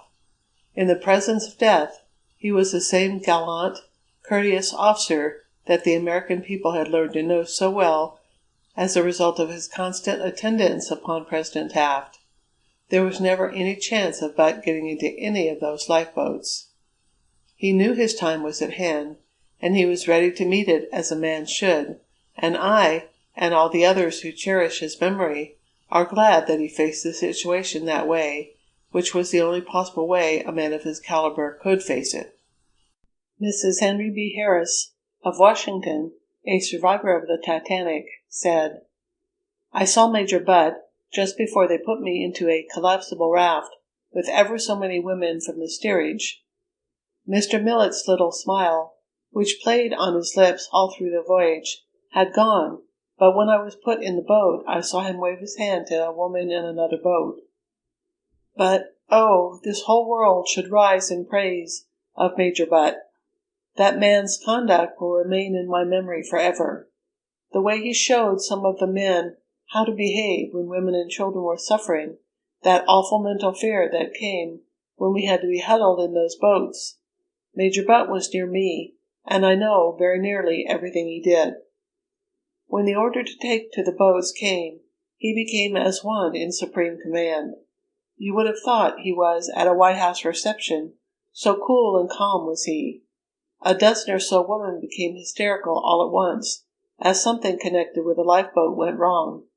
Major Butt stepped to them and said, 'Really, you must not act like that. We are all going to see you through this thing.' He helped the sailors rearrange the rope or chain that had gone wrong, and lifted some of the women in with gallantry. His was the manner we associate with the word aristocrat. When the time came for it, he was a man to be feared. In one of the earlier boats 50 women, it seemed, were about to be lowered, when a man, suddenly panic-stricken, ran to the stern of it.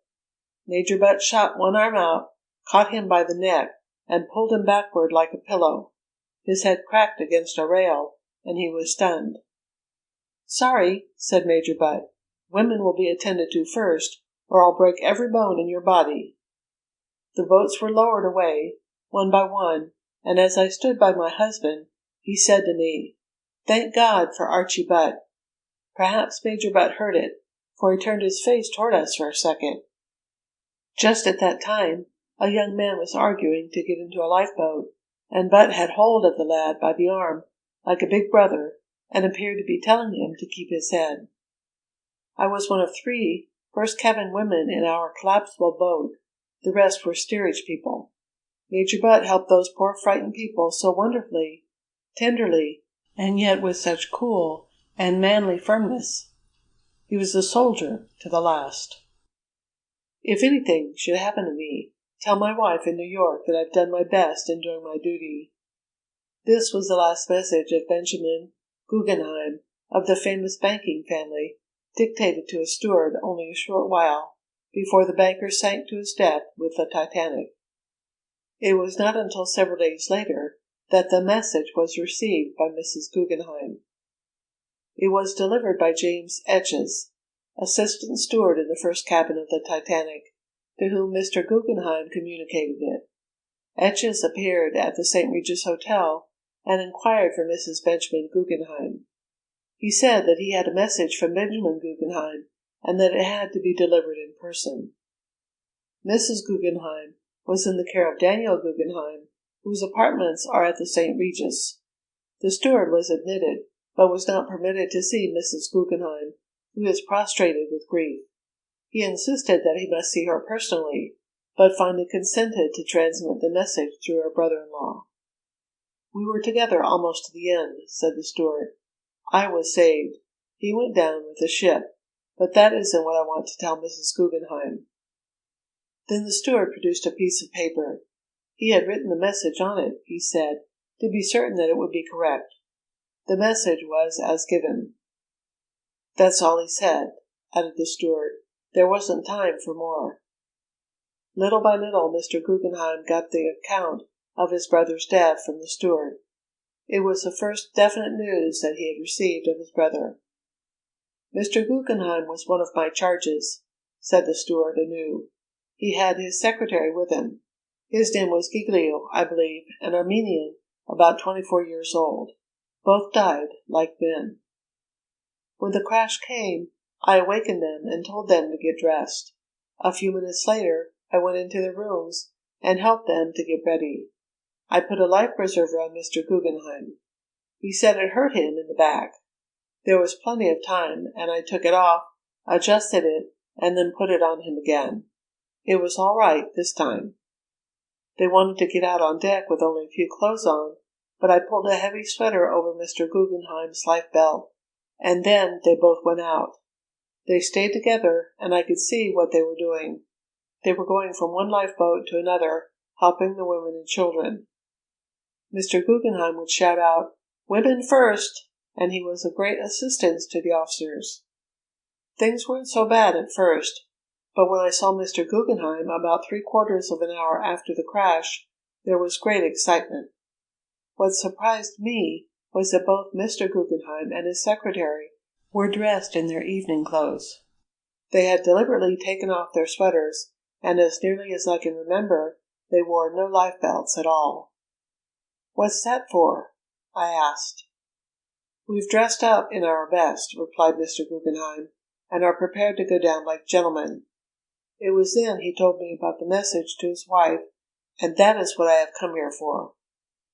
Well, shortly after the last few boats were lowered, and I was ordered by the deck officer to man an oar, I waved goodbye to Mr. Guggenheim, and that was the last I saw of him and his secretary.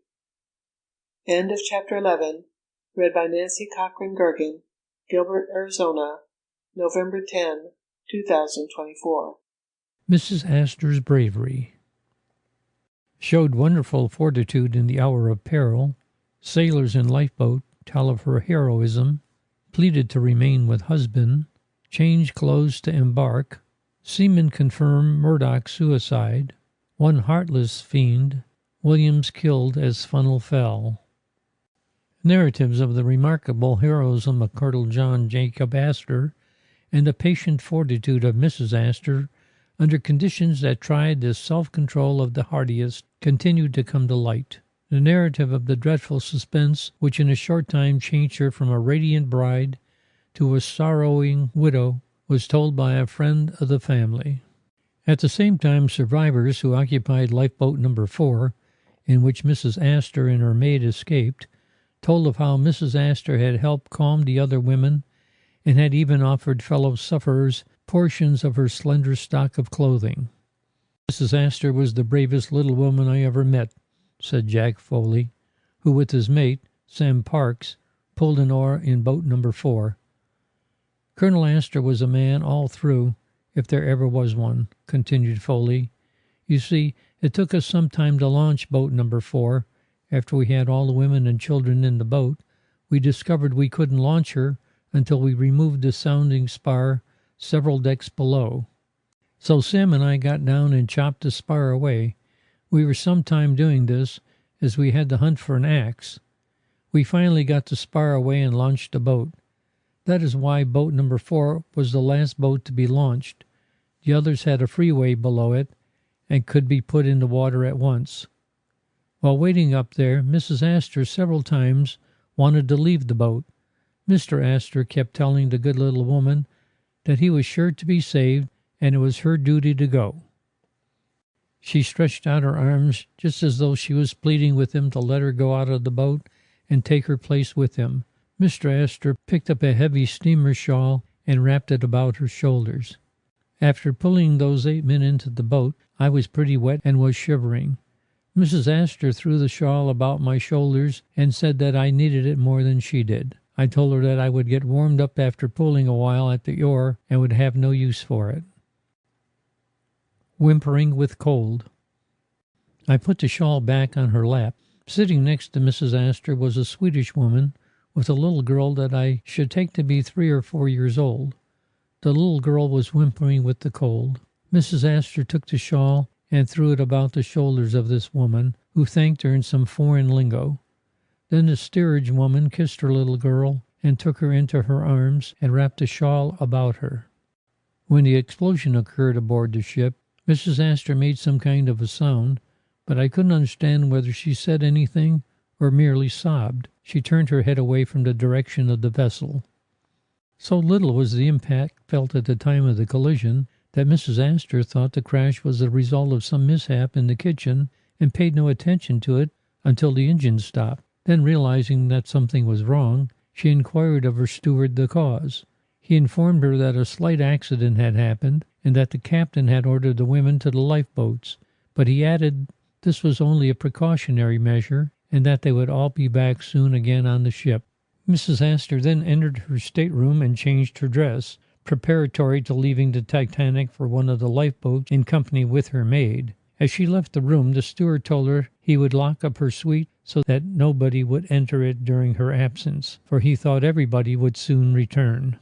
Colonel Astor accompanied his wife and her maid to lifeboat number 4. When he attempted to enter it, he was pushed back by the sailor in charge and was told no men were permitted in it. But, said Colonel Astor, there are no more women to be taken in, and there is plenty of room. That makes no difference, replied the man. The orders are no men, so you cannot get in. There was no use arguing, Colonel and Mrs. Astor thought, so after waving her adieu, he called out, "Goodbye, Madeline." Titanic going down to her doom. Lifeboat number 4 did not go far before she returned to the place which soon after became the Titanic's grave. The great unsinkable ship was already going fast to her doom, and fear that the suction from the sinking vessel would draw down the little lifeboat made its sailors once more turn away from the wreck and seek safety, with its handful of women and its empty seats. When the Carpathia hove in sight, 2 sailors in lifeboat number 4 were dead. The watch of one, which a woman looked at, had stopped at 2:15 o'clock. In the roster of the Titanic's heroes, the name of Robbins should appear. He was Colonel Astor's old butler, and like the Colonel's valet, always traveled with him. He is numbered among the Titanic's dead. Faithful unto death was Kitty, Colonel Astor's Airedale terrier and constant companion. On land or sea, Kitty was never far from her master's heels, and the two were familiar figures on Fifth Avenue. When the crash came, Robbins went below and brought Kitty up on deck. There, the most faithful of friends, she stood beside her master while the sea embraced them, and she now shares his grave. Reports that a number of men, probably steerage passengers, on the Titanic, who tried to rush the lifeboats and preempt the places of women and children, were unceremoniously shot, were confirmed by Jack Williams and William French, able seamen, survivors of the Titanic's crew. The first stampede. When the first of the 56-foot lifeboats were being filled, explained Williams, the first stampede of panic-stricken men occurred. Within a dozen feet of where I stood, I saw fully 10 men throw themselves into the boats already crowded with women and children. These men were dragged back and hurled sprawling across the deck. 6 of them, screaming with fear, struggled to their feet and made a second attempt to rush the boats. About 10 shots sounded in quick succession. The 6 cowardly men were stopped in their tracks, staggered and collapsed one after another. At least 2 of them vainly attempted to creep aboard the boats again. The others lay quite still. This scene of bloodshed served its purpose. In that particular section of the deck, there was no further attempt to violate the women and children first rule. Were any of these men from the first or second cabins? Williams was asked. Williams, a medium-sized, stockily built, blond-haired man of 36, passed the query on to his sailor chum French, who replied, "It was hard to tell. All of them were so scantily dressed. In the semi-darkness and prevailing excitement, faces left no distinct impression with me. I should say that most, if not all of them, were from the steerage." Other men passengers, who in a general way resembled these same men, were among a score or so who jumped from the upper decks into the boats occupied by women and children, after the order had been given to lower boats. These men were not shot. They were tossed by the officers and crew of the boat into the sea, where most of them perished, as they deserved to. The report that First Officer Murdoch, and not Captain Smith, shot himself on the bridge just as the forward section of the Titanic sank is true. I still have before me the picture of Mr. Murdoch standing on the bridge as the water surged up about him, placing the pistol to his head and disappearing as the shot that ended his life rang out. Emergency boats made ready. French and I, said Williams, stood by as the two emergency boats, those that are always kept ready for rescue purposes at sea, were made ready. These boats were only 26 feet long, while the regular lifeboats were about 56 feet in length. It was the first of these emergency boats that Mr. Ismay put off. This boat and emergency boat number 2 were launched with first-class passengers less than a half hour after the collision. A lot has been printed in the papers about the heroism of the officers, but little has been said of the bravery of the men below the decks. I was told that 17 engine men, who were drowned side by side, got down on their knees on the platform of the engine room and prayed until the water surged up to their necks. Then they stood up, clasped hands as to form a circle, and died together. All of these men helped break the fires out from 10 of the forward boilers after the crash. This delayed the explosion and undoubtedly permitted the ship to remain afloat nearly an hour longer, and thus saved hundreds of lives. Mrs. John C. Hogeboom, her sister Miss Cornelia T. Andrews, and their niece, Miss Gretchen F. Longley of Hudson, New York, were at the home of Mrs. Arthur E. Flack in East Orange, New Jersey, where Miss Andrews told how she and her aunts waited for the 4th lifeboat because there was not room for the 3 of them in the first 3 boats launched. And when we finally did get into a boat, continued Miss Andrews, we found that our miserable men companions could not row and had only said they could because they wanted to save themselves. Finally, I had to take an oar with one of the able seamen in the boat. Alongside of us was a sailor who lighted a cigarette and flung the match carelessly among us women. Several women in the boat screamed, fearing they would be set on fire. The sailor replied, "We are going to hell anyway, and we might as well be cremated now as then." At this point, Mrs. Hodgeboom interrupted and said, "Better put on life preservers." A little after 12, we heard commotion in the corridor, and we made more inquiries, and they told us we had better put on life preservers. We had only 5 minutes to get ready. We put our fur coats right on over our night dresses and rushed on deck. One lifeboat was already full, but there was no panic. The discipline in a way was good. No one hurried and no one crowded. We waited for the 4th boat, and we were slowly lowered 75 feet to the water. The men made no effort to get into the boat. As we pulled away, we saw them all standing in an unbroken line on the deck.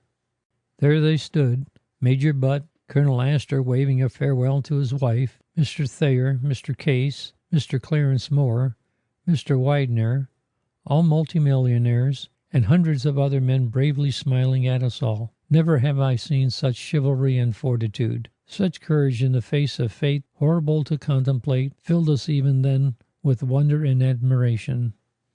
Before our boat was lowered, they called to some miserable specimens of humanity and said, "Can you row?" And for the purpose of getting in, they answered, "Yes."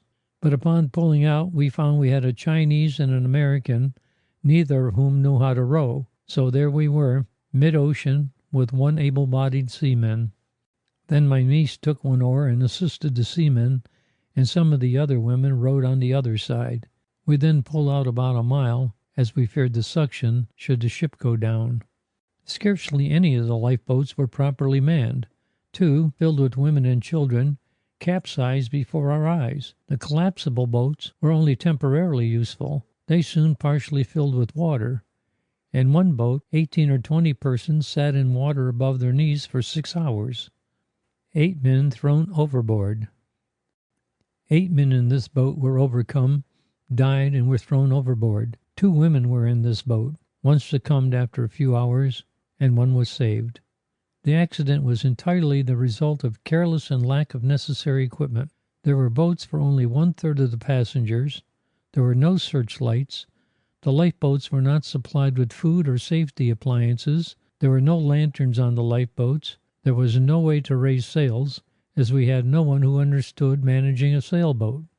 Mrs. Hogeboom explained that the new equipment of masts and sails in the boats was carefully wrapped and bound with twine. The men undertook to unfasten them, but found it necessary to cut the ropes. They had no knives, and in their frenzy they went about asking the ill-clad women if they had knives. The sails were never hoisted.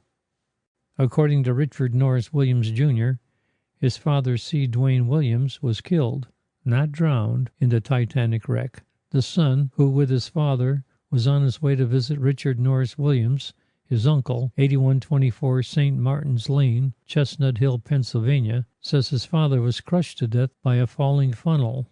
His account of the tragedy was given through Mrs. Alexander Williams, daughter-in-law of Richard Norris Williams. Richard told us, she said, that he and his father had been watching the Titanic's lifeboats lowered and filled with women. The water was up to their waists, and the ship was about at her last. Suddenly one of the great funnels fell. Richard sprang aside, trying to drag his father after him, but Mr. Williams was caught under the funnel. A moment later the funnel was swept overboard, and the decks were cleared of water. Mr. Williams, the father, had disappeared. Swam through the ice. Richard sprang overboard and swam through the ice to a life raft. He was pulled aboard. There were 5 other men there and 1 woman. Occasionally they were swept off into the sea, even the woman, but they always managed to climb back. Finally, those on the raft were picked up by a Titanic lifeboat and later were saved by the Carpathia. Young Mr. Williams said he didn't see J. Bruce Ismay, managing director of the White Star Line, after the iceberg was struck. He didn't know the Wideners or other Philadelphians aboard when he saw them. Young Mr. Williams and his father were on their way here from Geneva, Switzerland. The young man was met at the pier in New York, when the Carpathia docked, by G. Hyde Norris, a cousin. Together they went to the Waldorf Astoria, where they remained for a few days. The Reverend P.M.A. Hogue, a Catholic priest of St. Cesare, Canada, who was a passenger on the Carpathia, told of finding the boats containing the survivors. He said, "Every woman and child, as if by instinct, put the loops around their bodies and drew them taut. Some of the women climbed the ladders. To others, chairs were lowered, and in these they were lowered, and in these they were lifted aboard. Not a word was spoken by any one of the rescued or the rescuers. Everybody was too benumbed by horror to speak. It was a time for action and not words. Not a tear dimmed the eyes of one of the hundreds we got on deck. The women were less excited than the men. Apparently they all had drained their tear ducts dry, for every eye was red and swollen." One of the most interesting accounts of the Titanic disaster which has come to light is in a letter written on board by the Carpathia by Dr. Alice Leader of New York, one of the survivors, after she had been transferred to the Carpathia in a lifeboat.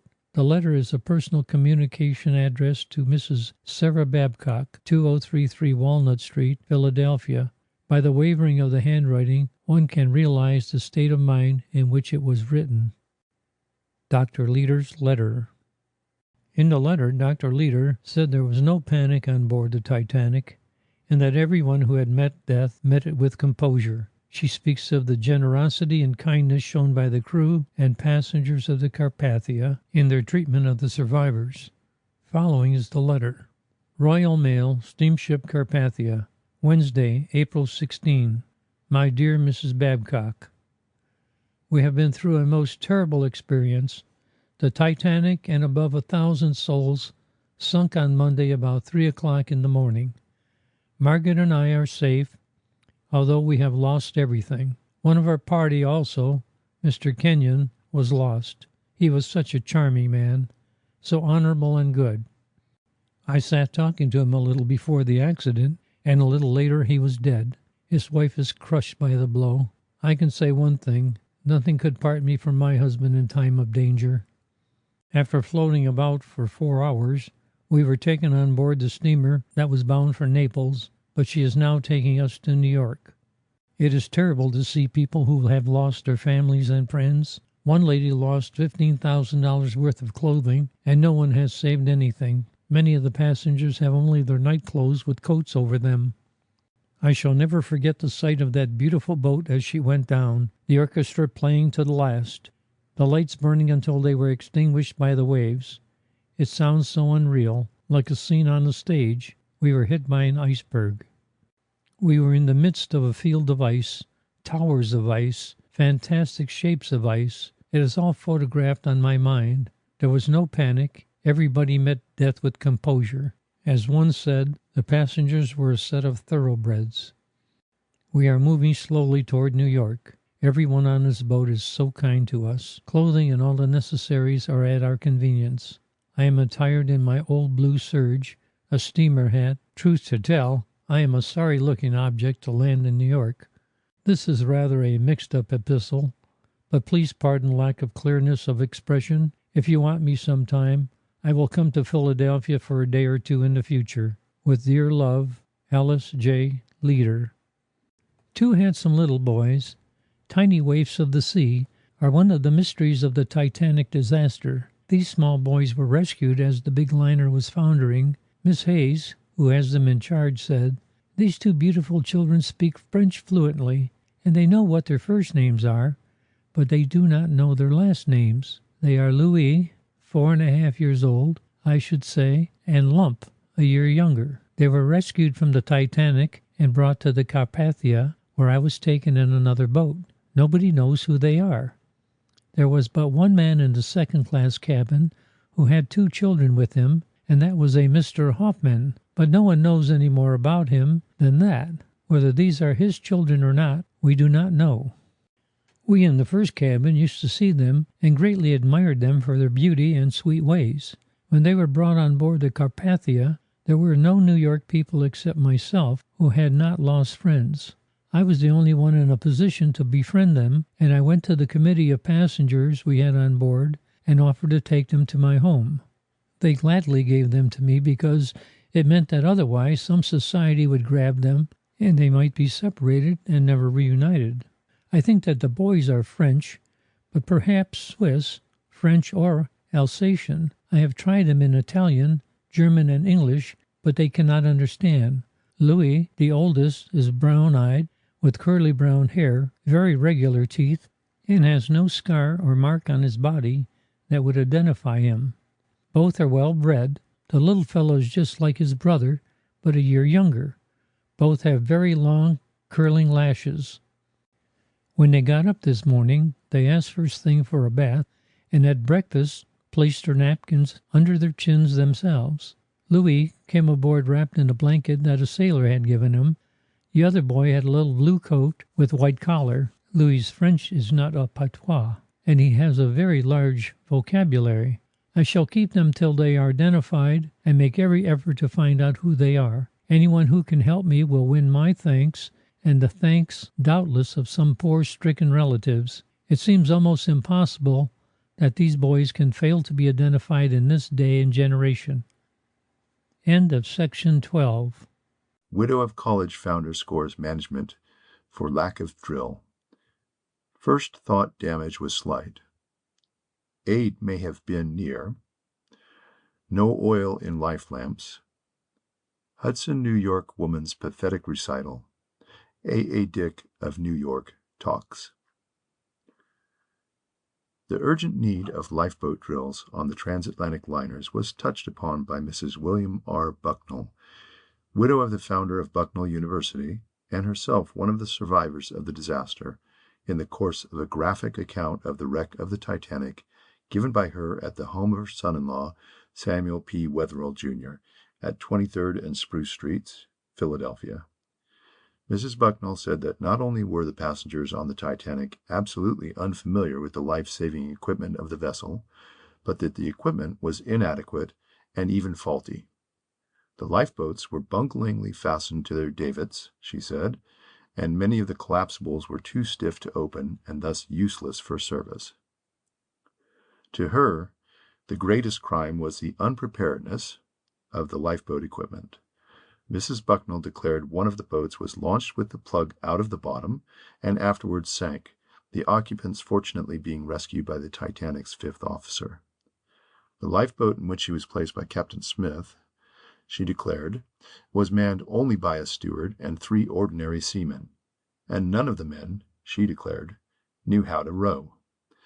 Mrs. Bucknell also said that she had not seen a lifeboat drill while she was aboard the Titanic, and diligent inquiry among those rescued after they were safely aboard the Carpathia failed to develop any knowledge on their part of such drills ever having been held. Mrs. Bucknell said that the only provisions aboard her lifeboat was a basket full of bread. She saw no water, although she said that 2 small casks beneath one of the seats may have contained water. The lifeboats were so bunglingly fastened to the davits in the first place that it was hard work to get them free, said Mrs. Bucknell. Half the collapsible boats were so stiff that they could not be opened and were useless. Those that were not already opened and ready for use were unavailable, also, for none on board seemed to understand how they worked. Hundreds more could have been saved if these collapsible boats had worked properly.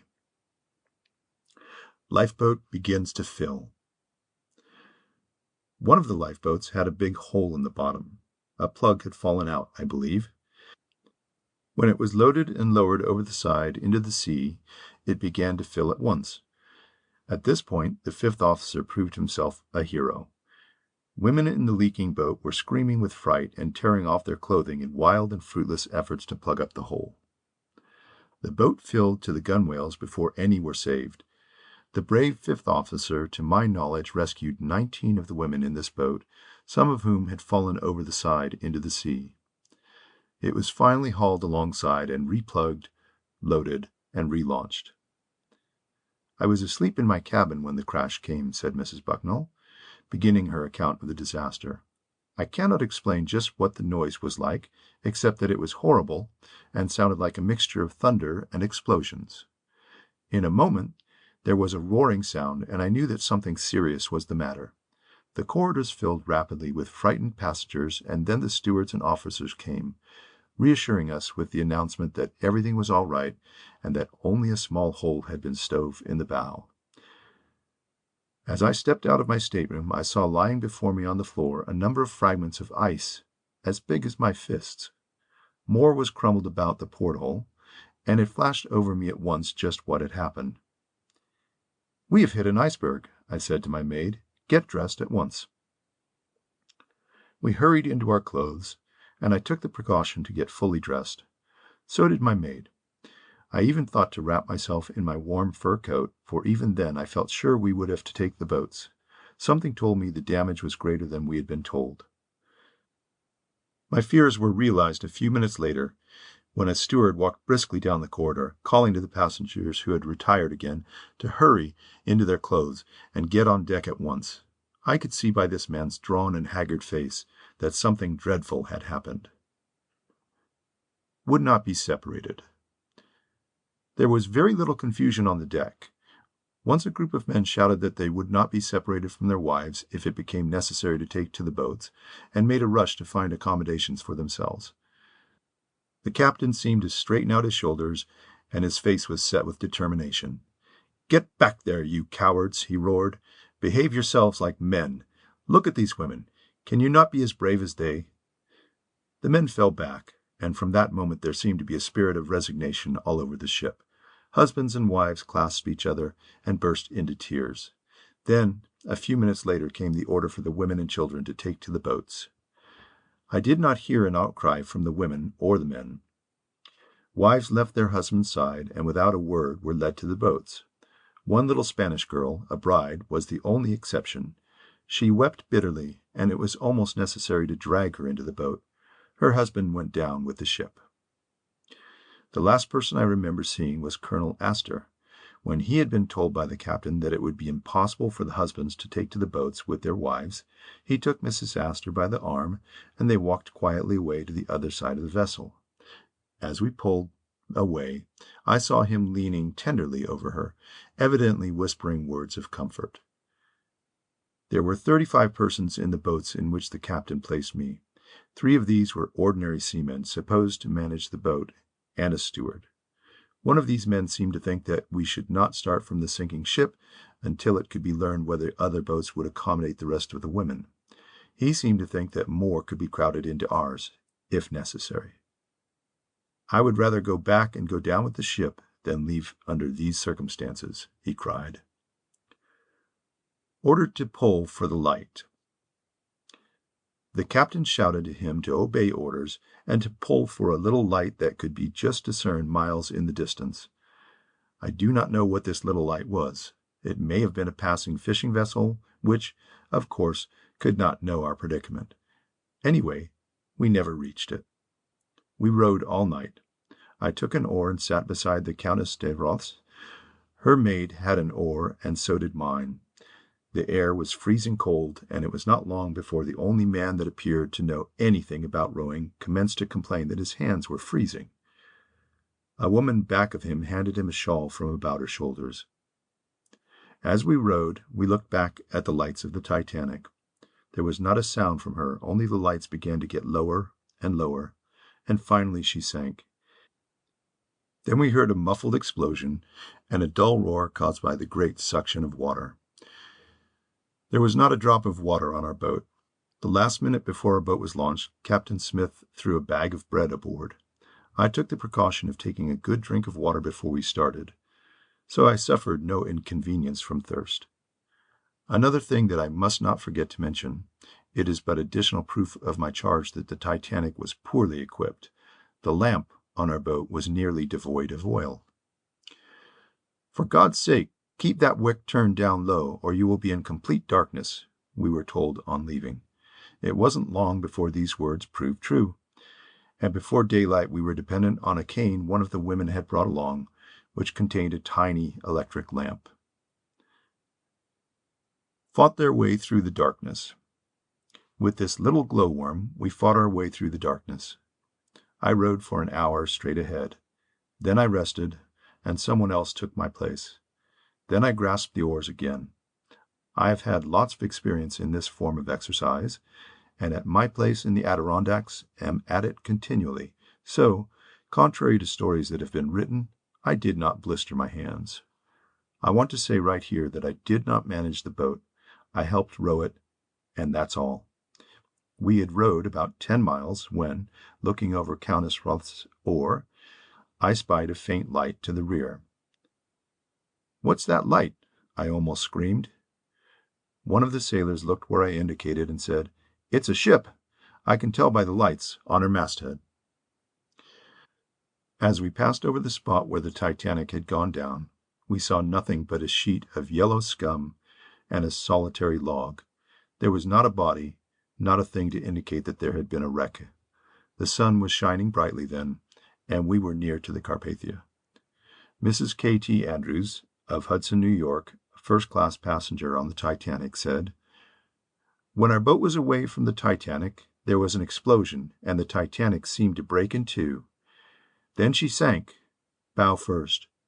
Just before this, I saw Mr. Astor, Mr. Thayer, and Mr. Case standing on deck. They were smiling, and as we went off, they waved with their hands."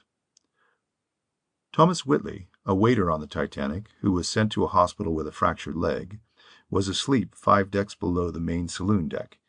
He ran upstairs and saw the iceberg towering high above the forward deck of the Titanic.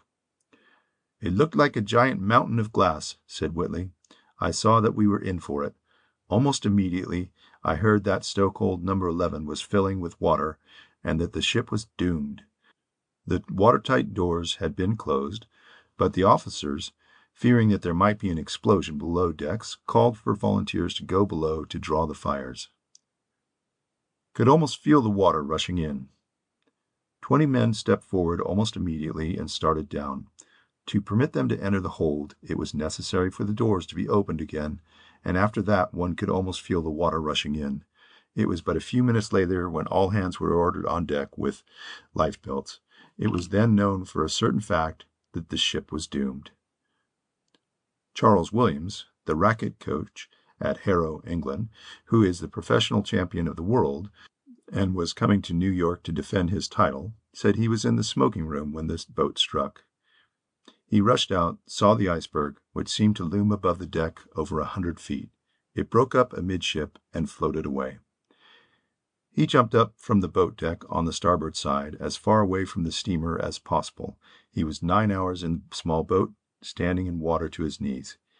He said the sailors conducted themselves admirably. A. Dick of New York said, "Everybody in the first and second cabin behaved splendidly. The members of the crew also behaved magnificently. But some men in the third class, presumably passengers, were shot by some of the officers. Who these men were we do not know. There was a rush for the lifeboats. It was fully an hour after the boat struck that the lifeboats were launched. This was due to the fact that those aboard had not the slightest idea that the ship would sink." George Reams of 417 Fifth Avenue, New York, was on the Titanic with his brother-in-law, Joseph Holland Loring of London. He said no one seemed to know for 20 minutes after the boat struck that anything had happened. Many of the passengers stood round for an hour with their lifebelts on, he said, and saw people getting in the boats. When all the boats had gone, he added, he shook hands with his brother-in-law, who would not jump, and leaped over the side of the boat. Boat half under water. He swam for a quarter of an hour and reached a boat and climbed in. He found the boat with 18 occupants half under water. The people were in water up to their knees. 7 of them, he said, died during the night. The sufferings of the Titanic's passengers, when taken off the lifeboats by the Carpathia, were told by John Cool of Omaha, Nebraska, who was a passenger on the latter vessel. Many of the women, he said, were scantily clad, and all were suffering from the cold. 4 died on the Carpathia as a result of the exposure. In spite of the suffering and the crowded conditions of the boats, said Mr. Cole, the utmost heroism was displayed by all of the unfortunates. When they were lifted to the deck of the Carpathia, many of the women broke down completely, and there were many touching scenes. Many of the women were incoherent, and several were almost insane. Of all the heroes who went to their death when the Titanic dived to its ocean grave, none, in the opinion of Miss Hilda Slater, a passenger in the last boat to put off, deserved greater credit than the members of the vessel's orchestra. According to Miss Slater, the orchestra played until the last. When the vessel took its final plunge, the strains of a lively air mingled gruesomely with the cries of those who realized that they were face to face with death. Mrs. Edgar J. Meyer of New York said, "It was a clear and starlit night. When the ship struck, we were in our cabin. I was afraid, and made my husband promise, if there was trouble, he would not make me leave him. We walked around the deck a while. An officer came up and cried, 'All women into the lifeboats.' My husband and I discussed it, and the officer said, 'You must obey orders.' We went down into the cabin, and we decided on account of our baby to part. He helped me put on warm things. I got into a boat, but there were no sailors aboard. An English girl and I rowed for 4 hours and a half. Then we were picked up at 6 o'clock in the morning." There were 2 explosions.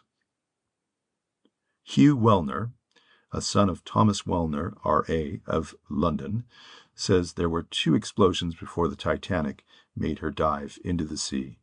Wellner believes he was the last person to leave the Titanic. Mrs. Alexander T. Compton and her daughter, Miss Alice Compton, of New Orleans, 2 of the Titanic's rescued, reached New York completely prostrated over loss of Mrs. Compton's son, Alexander, who went down with the big liner. "When we waved goodbye to my son," said Mrs. Compton, "we did not realize the great danger, but thought we were only being sent out in the boats as a precautionary measure. When Captain Smith handed us life preservers, he said cheerily, 'They will keep you warm if you do not have to use them.' Then the crew began clearing the boats and putting the women into them. My daughter and I were lifted in the boats commanded by the 5th officer. There was a moan of agony and anguish from those in our boat when the Titanic sank, and we insisted that the officer head back for the place where the Titanic had disappeared. We found one man with a life preserver on him, struggling in the cold water, and for a moment I thought he was my son. That all possible means were taken to prevent the male passengers on board the Titanic from going away in lifeboats and allowing the women and children to perish is the tale told by Miss Lily Bentham of Rochester, New York, a second-class passenger who said she saw shots fired at men who endeavored to get away. Miss Bentham was in a hysterical condition when the Carpathia landed and was unable to give a full account of what happened, but Mrs. W.J. Doughton, a fellow passenger, who also comes from Rochester and who lost her husband, told about what took place. Packed like sardines in the boat. I had not been in bed half an hour, said Mrs. Doughton, when the steward rushed down to our cabin and told us to put on our clothes and come upon deck. We were thrown in lifeboats and packed like sardines. As soon as the men passengers tried to get to the boats, they were shot at. I don't know who did the shooting. We rowed frantically away from the ship and were tied to 4 other boats. I arose and saw the ship sinking. The band was playing Nearer, My God, to Thee. There was a baby in the boat with one of the women. The baby's hands had been cut off. I think it was still alive. The mother did not give it up. During the night, when waiting for the Carpathia, 4 of the crew died in the boat and were thrown overboard. It was bitter cold, and we had to wait until 8 o'clock in the morning before being taken off the lifeboats of the Carpathia. John R. Joyce, a banker of Carlsbad, New Mexico, a passenger on the Carpathia, said, "When the Carpathia reached the scene of the wreck, we saw 18 boats and 1 raft on the water. The Carpathia picked them all up. 4 persons on the raft were dead. They were buried at sea on our way back to New York. A survivor told me that some of the Titanic's passengers jumped for the lifeboats, missed them, and were drowned. I heard nothing of Major Butt." Mrs. Dickinson Bishop of Detroit declared that she was the first woman in the first boat. "We floated around a half-mile or so from the scene of the disaster for 4 hours before we were picked up by the Carpathia," she said. "I was in bed when the crash came. I was not much alarmed, but decided to dress and go on deck. By the time I was dressed, everything seemed quiet, and I lay down in my berth again, assured that there was no danger. I rose again at the summons of a stewardess. There were very few passengers on the deck when I reached there. Discipline was perfect. There was no panic, and the discipline of the Titanic's crew was perfect. My husband joined me on the Carpathia, and we knelt together and thanked God for our preservation. That the stokers of the Titanic were the first to realize the seriousness of the accident and came rushing pell-mell to the upper decks for safety was the tale related by one of the survivors to John R. Joyce, a passenger aboard the Carpathia, who hails from Carlsbad, New Mexico. "Soon after the crash," said Mr. Joyce, "I was told that about a dozen stokers came scrambling to the upper decks. They were whispering excitedly and edging their way cautiously towards one of the lifeboats. Suddenly, and without consulting any of the officers of the ship, they climbed into the lifeboat and were off before any others of the crew were the wiser." George Bjorden of California had this to say: "I was beside Henry B. Harris, the theatrical manager, when he bade his wife goodbye. Both started toward the side of the boat, where a lifeboat was being lowered. Mr. Harris was told it was the rule for women to leave the boat first. 'Yes, I know, I will stay,' Harris said. Shortly after the lifeboats left, a man jumped overboard. Other men followed. It was like sheep following a leader. Captain Smith was washed from the bridge into the ocean. He swam to where a baby was drowning and carried it in his arms while he swam to a lifeboat, which was manned by officers of the Titanic. He surrendered the baby to them and swam back to the steamer. About the time Captain Smith got back, there was an explosion. The entire ship trembled. I had secured a life preserver and jumped over. I struck a piece of ice, but was not injured. I swam about 60 yards from the steamer when there was a series of explosions. I looked back and saw the Titanic go down, bow first.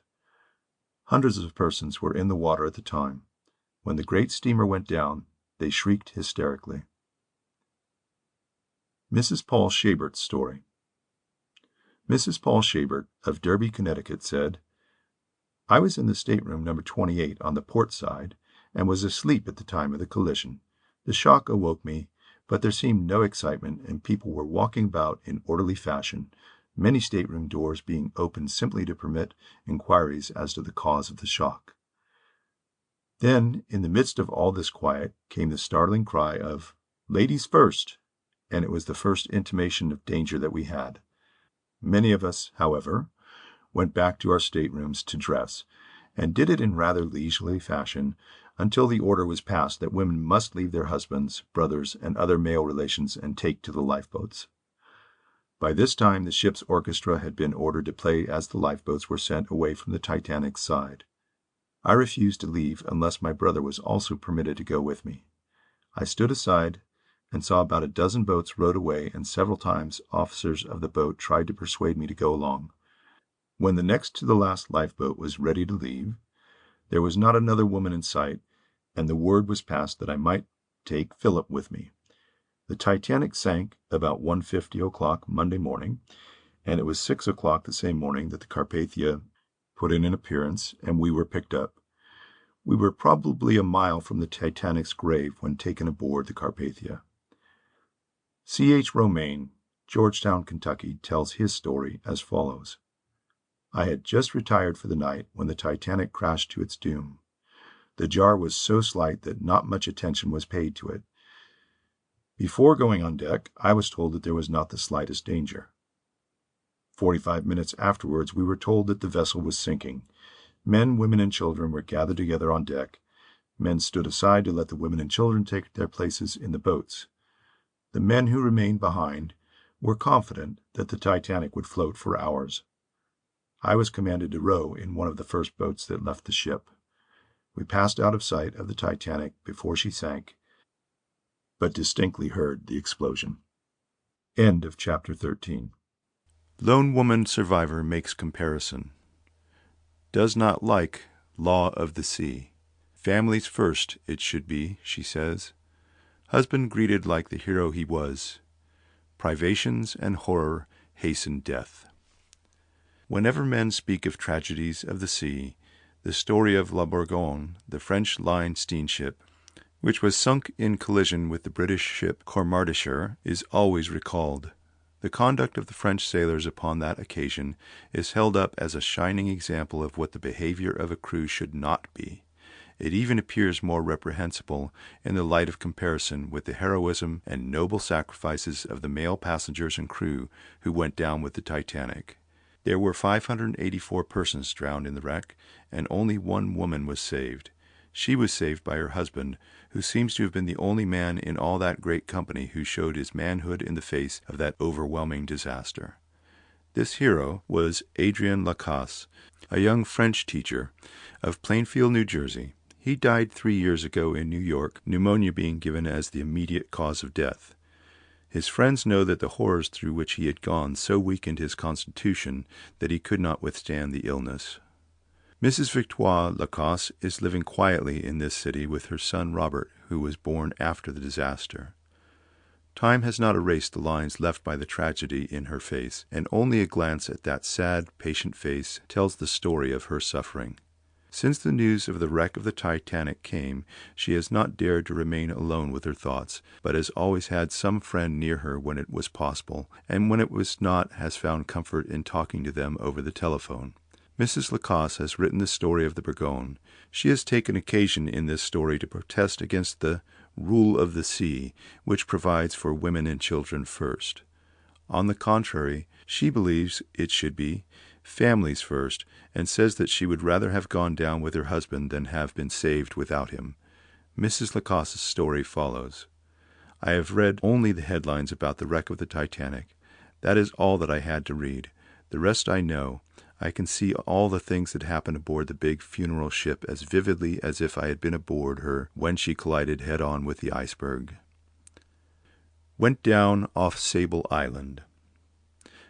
I can even picture the ocean, the day, and all the surroundings, because As many will recall, it was just off Sable Island that La Bourgogne went to her grave on July 4th, 1898, the same day that all America was rejoicing over its victory in the Spanish-American War. I have felt the most heartfelt sympathy for the bereaved, unfortunate survivors of this last terrible wreck. It has always seemed to me a great mistake to compel women and children to be saved first. How much better it would be to save entire families than to have so many widows and children. I know that I should have preferred going down with my husband to being saved without him. The women and children from the Titanic, who have just passed through this ordeal of being separated from their husbands and fathers, stepping into little boats and looking back on their loved ones for the last time, must feel just as I do. Why should the rule of the sea supersede the marriage vow, until death do us part? The story of La Bourgogne has been told and retold so often, and there have been so many different versions of the wreck, that I do not believe that the public understands the truth yet. For one thing, I think too much stress has been laid upon the alleged brutality of the crew. While it is undoubtedly true that they were untrained and undisciplined and were not at their proper stations, I don't believe that they fought back the women and children with their knives. It was the men in the steerage who did these things. We boarded La Bourgogne on Saturday, July 2nd, from New York. The steamship was bound for Havre. My husband, who, I may mention, had served 10 years in the French Navy, wanted to spend the summer months with his parents. The first 2 days we had beautiful weather. Sunday night I could not sleep, recalling the stories of the passengers as I did. At 1 o'clock on Monday morning, I awakened my husband, telling him that I heard a foghorn. There was nothing to fear. He laughed and tried to comfort me by saying that we had a good boat and that Captain Deloncle was a good captain and there was nothing to fear. I insisted and told him that I would not go to sleep unless he went up on deck to make certain that everything was all right. My husband dressed himself and went up on deck. He did not come down to our cabin again until 4:30, and then he threw himself, all dressed, upon the bed. I called to him again that I had heard the foghorn, which had been blowing all that time. He went to the porthole to look out. He had hardly done so when the crash came, and he was thrown violently on his back. He was on his feet in a minute, and half dragged me out of bed. Then he put a life-preserver on me and another on himself. Then we both went on deck, my husband taking several other life-preservers with him, and leaving them on the deck for others. Some men from the steerage saw us, and evidently thought that we had the best life-preservers, because they came at us with their knives. I screamed, and they went away. Meanwhile, some sailors and passengers were trying to launch boats on the other side of the ship. My husband tried to help them, but there was no use. The ship was listing too much. I cannot describe much of what happened on board after this, as my husband cried to me to close my eyes if I would keep my senses. I do remember hearing the captain shouting orders, but I don't believe they were being obeyed.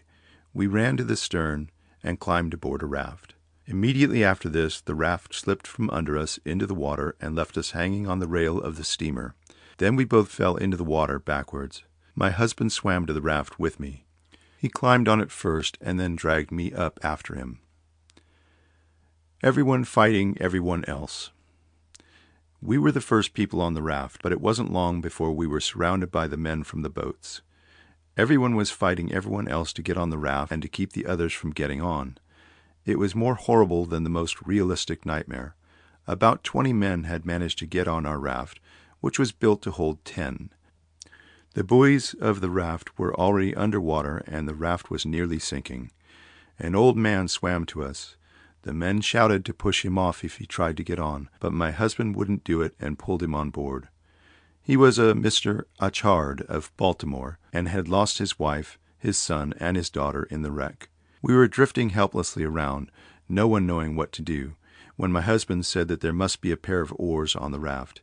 He felt underneath and found a pair, so the men were able to row out of danger. The ship first went down up to the stern, but righted up. Then the bow rose above the water almost like a porpoise. The ship went slowly down. We saw the captain on his bridge. We saw the water come up and up until it almost reached him. Then we heard a pistol shot. Many people thought that he had shot himself, but it was simply his last call for help. He went down with his boat. It had been just 40 minutes after the collision that La Bourgogne took her final dive.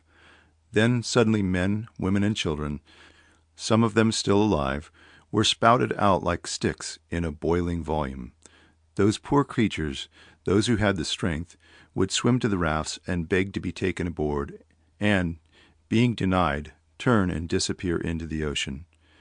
Presently the sun broke through the heavy fog, and the great curtain lifted. The surface of the ocean, which had been disturbed by great swells, became as calm as a mill pond. It was a beautiful summer's day. There was nothing to indicate that a great tragedy had just been enacted on these waters.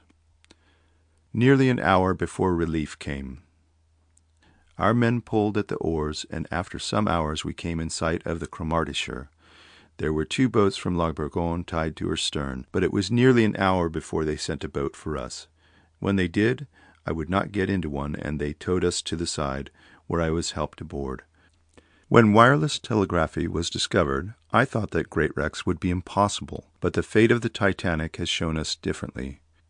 We must rely upon lifeboats and life preservers. I think every person should learn how to put on a life preserver when he goes on board a vessel. He cannot learn when the ship starts to sink. My husband said that nearly all could have been saved from La Bourgogne if they had put on life belts and kept cool. Adrian Lacoste was greeted as a returning hero. On his trip through Canada to this city, he was besieged by people who wanted to see him and shake hands with him. He pulled down the shade of the window in his car to avoid notoriety. The crowds shook hands with an American woman who sat beside him, believing that she was Mrs. Lacoste. Mothers named their babies after him, and from all corners of the earth came letters of praise. He was a hero because he kept cool, and was the only man who did. The heroes of the Titanic cannot be counted. They all kept their heads, so far as is known, but their only reward was the knowledge that they had not been cowards in the face of death.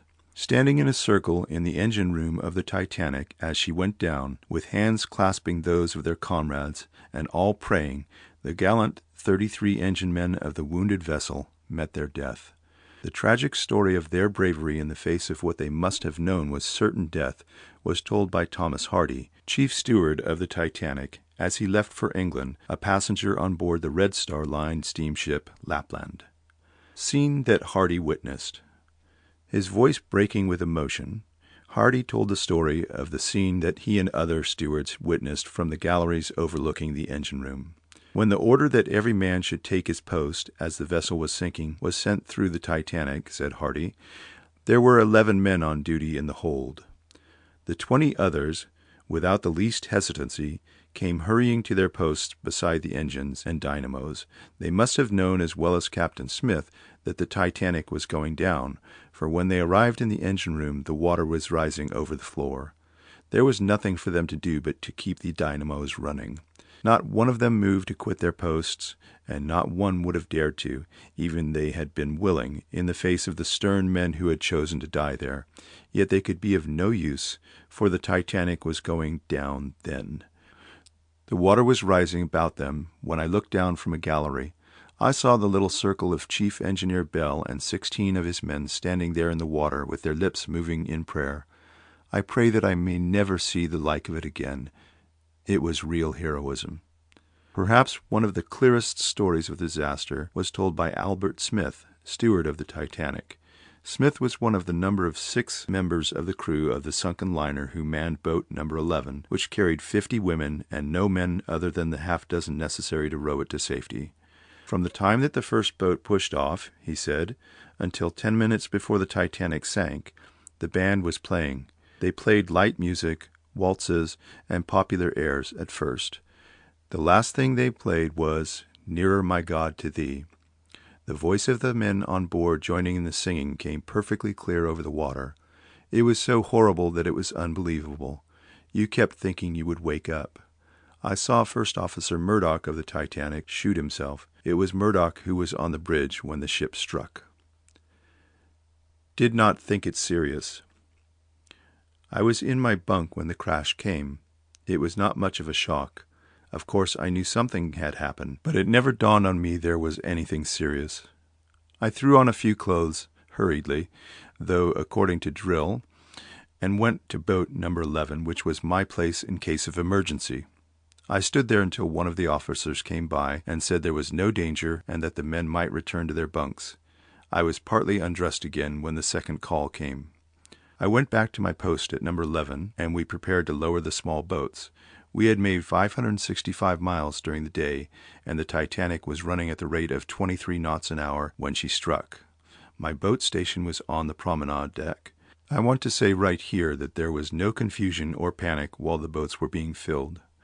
As a matter of fact, there was no particular rush for the boats, because it did not enter the heads of any at first that the Titanic could actually sink.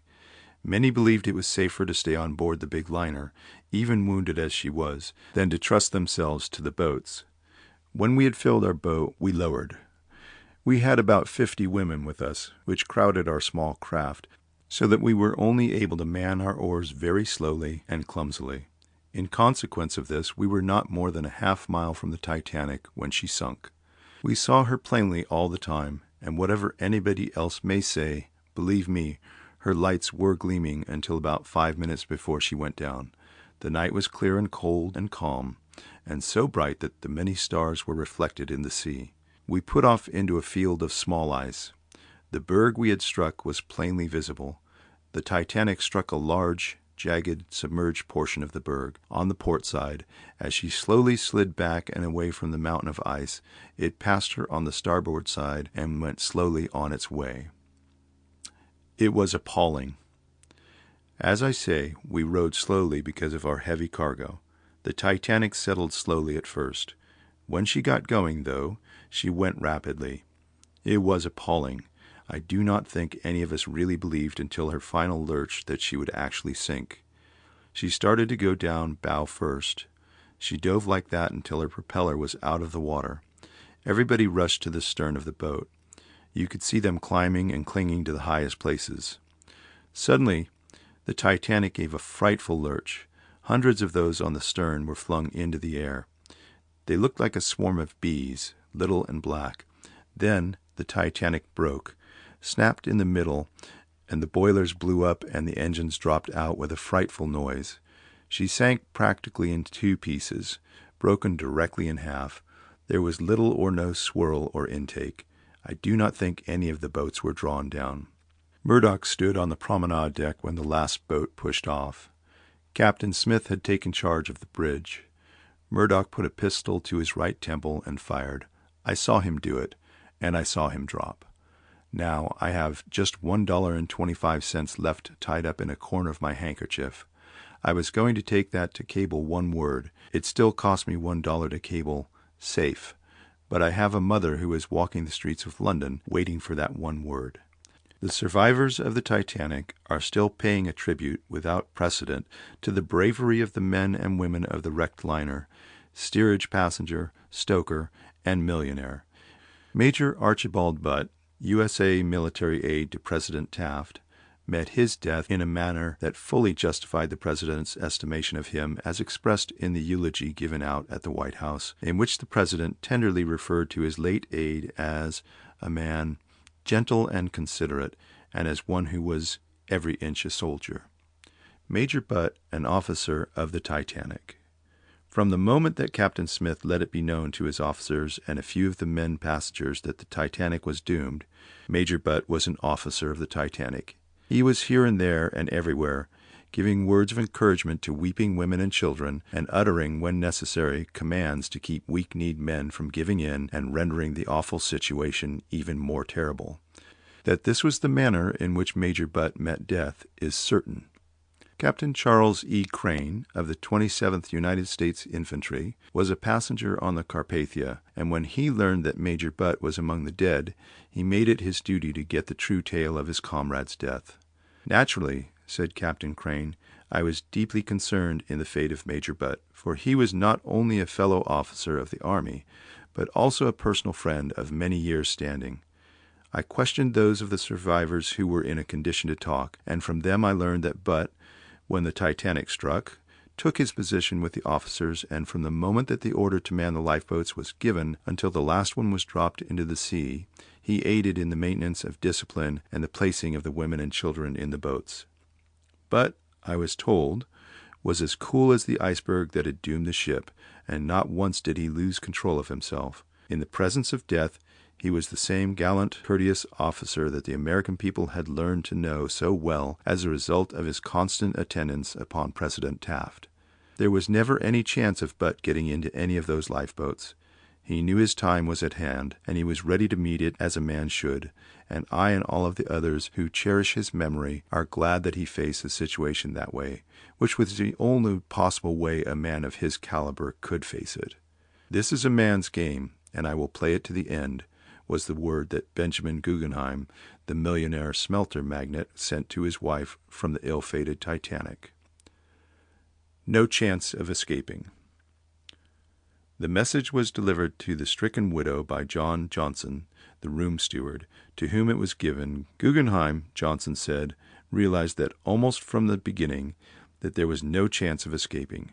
He sent for Johnson, who he knew was an expert swimmer, and for his secretary, and asked them if they should be saved to get word to Mrs. Guggenheim. "Tell her," Johnson, the steward, relates, "that I played the game straight, and that no woman was left on board this ship because Benjamin Guggenheim was a coward. Tell her that my last thoughts were of her and the girls." Guggenheim, according to Johnson, lit a cigar and sauntered up to the boat deck to help load the lifeboats. He afterward returned to the main deck and was engulfed with the ship. "Mr. Guggenheim was one of my charges," said the steward anew. "He had his secretary with him. His name was Giglio, I believe, an Armenian, about 24 years old. Both died like men. When the crash came, I awakened them and told them to get dressed. A few minutes later I went into their rooms and helped them get ready. I put a life preserver on Mr. Guggenheim. He said it hurt him in the back. There was plenty of time, and I took it off, adjusted it, and then put it on him again. It was all right this time. They wanted to get out on deck with only a few clothes on, but I pulled a heavy sweater over Mr. Guggenheim's lifebelt, and then they both went out. They stayed together, and I could see what they were doing. They were going from one lifeboat to another, helping the women and children. Mr. Guggenheim would shout out, 'Women first!' and he was of great assistance to the officers. There was great excitement. Things weren't so bad at first, but when I saw Mr. Guggenheim about 3/4 of an hour after the crash, there was great excitement. What surprised me was that both Mr. Guggenheim and his secretary were dressed in their evening clothes.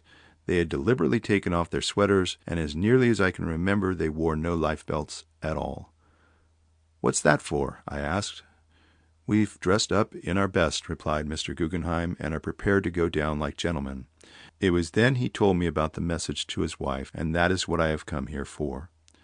Well, shortly after the last few boats were lowered, and I was ordered by the deck officer to man an oar, I waved goodbye to Mr. Guggenheim, and that was the last I saw of him and his secretary. Taking refuge on the bridge of the ill-fated Titanic, 2 little children remained by the side of Captain Smith until that portion of the big ship had been swept by water. Survivors of the crew who went down with the Titanic but were saved by clinging to an overturned lifeboat told of their gallant commander's effort to save the life of one of the children. He died a sailor's death, and the little girl who had entrusted her life to his care died with him. "He held the little girl under one arm," said James McGann, a fireman, as he jumped into the sea and endeavored to reach the nearest lifeboat with the child. "I took the other child into my arms as I was swept from the bridge deck. When I plunged into the cold water, I was compelled to release my hold on the child, and I am satisfied that the same thing happened to Captain Smith. I had gone to the bridge deck to assist in lowering a collapsible boat. The water was then coming over the bridge, and we were unable to launch the boat properly. It was overturned and was used as a life raft, some 30 or more of us, mostly firemen, clinging to it. Captain Smith looked as though he was trying to keep back the tears as he thought of the doomed ship. Every man for himself. He turned to the men lowering the boat and shouted, 'Well, boys, it's every man for himself.' He then took one of the children standing by him on the bridge and jumped into the sea. He endeavored to reach the overturned boat, but did not succeed. That was the last I saw of Captain Smith." Other graphic accounts of the final plunge of the Titanic were related by 2 Englishmen, survivors by the merest chance. One of them struggled for hours to hold himself afloat on an overturned collapsible lifeboat, to one end of which John B. Thayer, Jr., of Philadelphia, whose father perished, hung until rescued. The men give their names as A. H. Barkworth, Justice of the Peace of East Riding, Yorkshire, England, and W. J. Mellors of Christchurch Terrace, Chelsea, London. The latter, a young man, had started for this country with his savings to seek his fortune and lost all but his life. Mellors says Captain Smith of the Titanic did not commit suicide. The captain jumped from the bridge, Mellors declares, and he heard him say to his officers and crew, "You have done your duty, boys. Now, every man for himself." Mellors and Barkworth both declare there were 3 distinct explosions before the Titanic broke in two, and bow section first and stern part last settled with her human cargo into the sea. Her 4 whistles kept up a deafening blast until the explosions, declare the men. The death cries from the shrill throats of the blatant steam screechers beside the smokestacks so rent the air that conversation among the passengers was possible only when one yelled into the ear of a fellow unfortunate.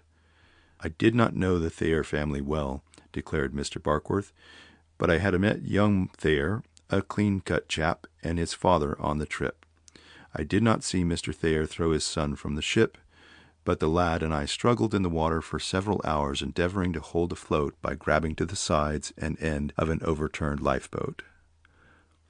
Kept afloat by fur overcoat. I consider my fur overcoat helped to keep me afloat. I had a life preserver under it, under my arms, but it would not have held me up so well out of the water but for the coat. The fur of the coat seemed not to get wet through, and retained a certain amount of air that added to buoyancy. I shall never part with it. The testimony of J. Bruce Ismay, managing director of the White Star Line, that he had not heard explosions before the Titanic settled, indicates that he must have gotten some distance from her in his lifeboat.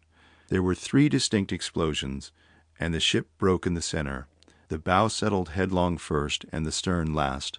I was looking toward her from the raft to which young Thayer and I had clung. I thought I was doomed to go down with the rest. I stood on the deck, awaiting my fate, fearing to jump from the ship. Then came a grinding noise, followed by 2 others, and I was hurled into the deep. Great waves engulfed me, but I was not drawn towards the ship, so that I believe there was little suction.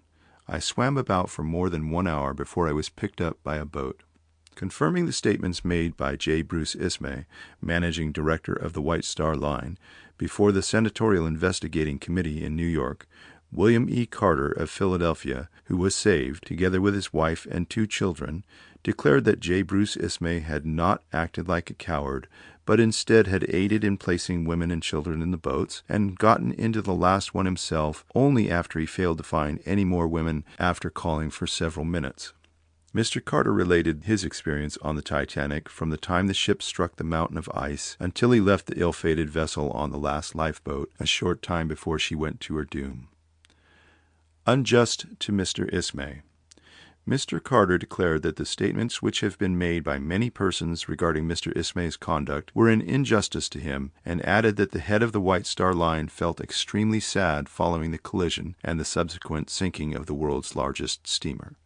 He said that while the lifeboat containing himself and Ismay was moving away from the Titanic, Ismay rowed with 2 seamen and himself until they sighted the Carpathia. One of the most interesting statements made by Mr. Carter was that a short time before he left the ship, he spoke to Harry E. Widener and advised him to get into one of the boats if he could. Mr. Widener replied, "I think I'll stick to the big ship, Billy, and take a chance." Relating his experiences, Mr. Carter said, "I was in the smoking room for several hours prior to the collision with Major Archie Butt, Colonel Gracie, Harry Widener, Mr. Thayer, Clarence Moore of Washington, William Dulles, and several other men. At exactly 17 minutes to 12 o'clock, we felt a jar and left the room to see what the trouble was outside. We were told that the ship had struck an iceberg.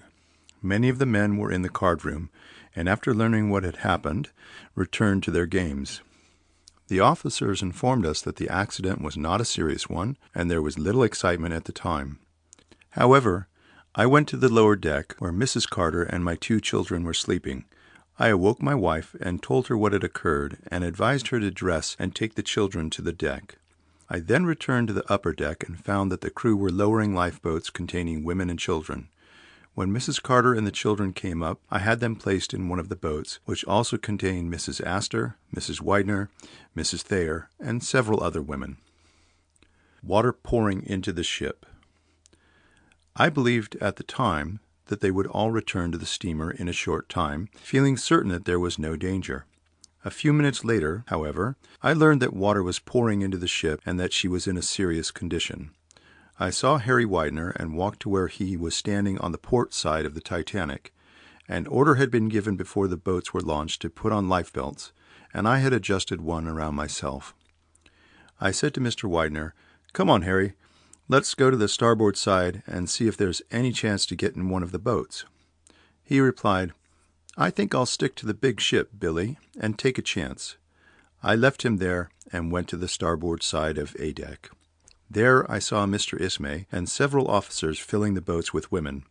I aided them in the work, and as the last boat was being filled, we looked around for more women. The women that were in the boat were from the steerage with their children. I guess there were about 40 of them. Mr. Ismay and myself and several of the officers walked up and down the deck crying, "Are there any more women here?" We called for several minutes and got no answer. One of the officers then declared that if we wanted to, we could get into the boat if we took the place of seamen. He gave us this preference because we were among the first-class passengers. Mr. Ismay called again, and after we got no reply, we got into the lifeboat. We took the oars and rowed with the 2 seamen. We were about a mile away from the Titanic when she went down. It seemed to me that it was less than a half hour. All the women were clad in thin clothes, while I was in my evening clothes, without a hat, and had on a pair of slippers. The night was a dark one, despite the fact that the stars were out. I looked around just as the Titanic went down, being attracted by the explosions. Mr. Ismay did not turn and look, but instead was very quiet, pulling on the oars. The Carpathia sighted. I don't know how long we were in the boat. It seemed to be several hours before we sighted the Carpathia. One of the women saw the steamer with her lights standing out in the darkness. We then started toward her. All this time I was fearing for my family, not knowing how they fared after leaving the Titanic in the lifeboat. We reached the side of the Carpathia before dawn and were taken aboard and given food and warmed. I do not know what became of Mr. Ismay, for I saw my wife and children and hurried toward them. I can tell you I was happy at that moment. On board the Carpathia, we were taken care of excellently and treated fine by the officers and passengers. As we were among the first taken aboard, we were given a little room. My wife and little girl slept in the bunk, while I slept on the floor. It was a terrible experience, and one I never want to go through again. It was my intention, if I could not get into one of the boats, to leap from the hurricane deck and swim to one of the boats.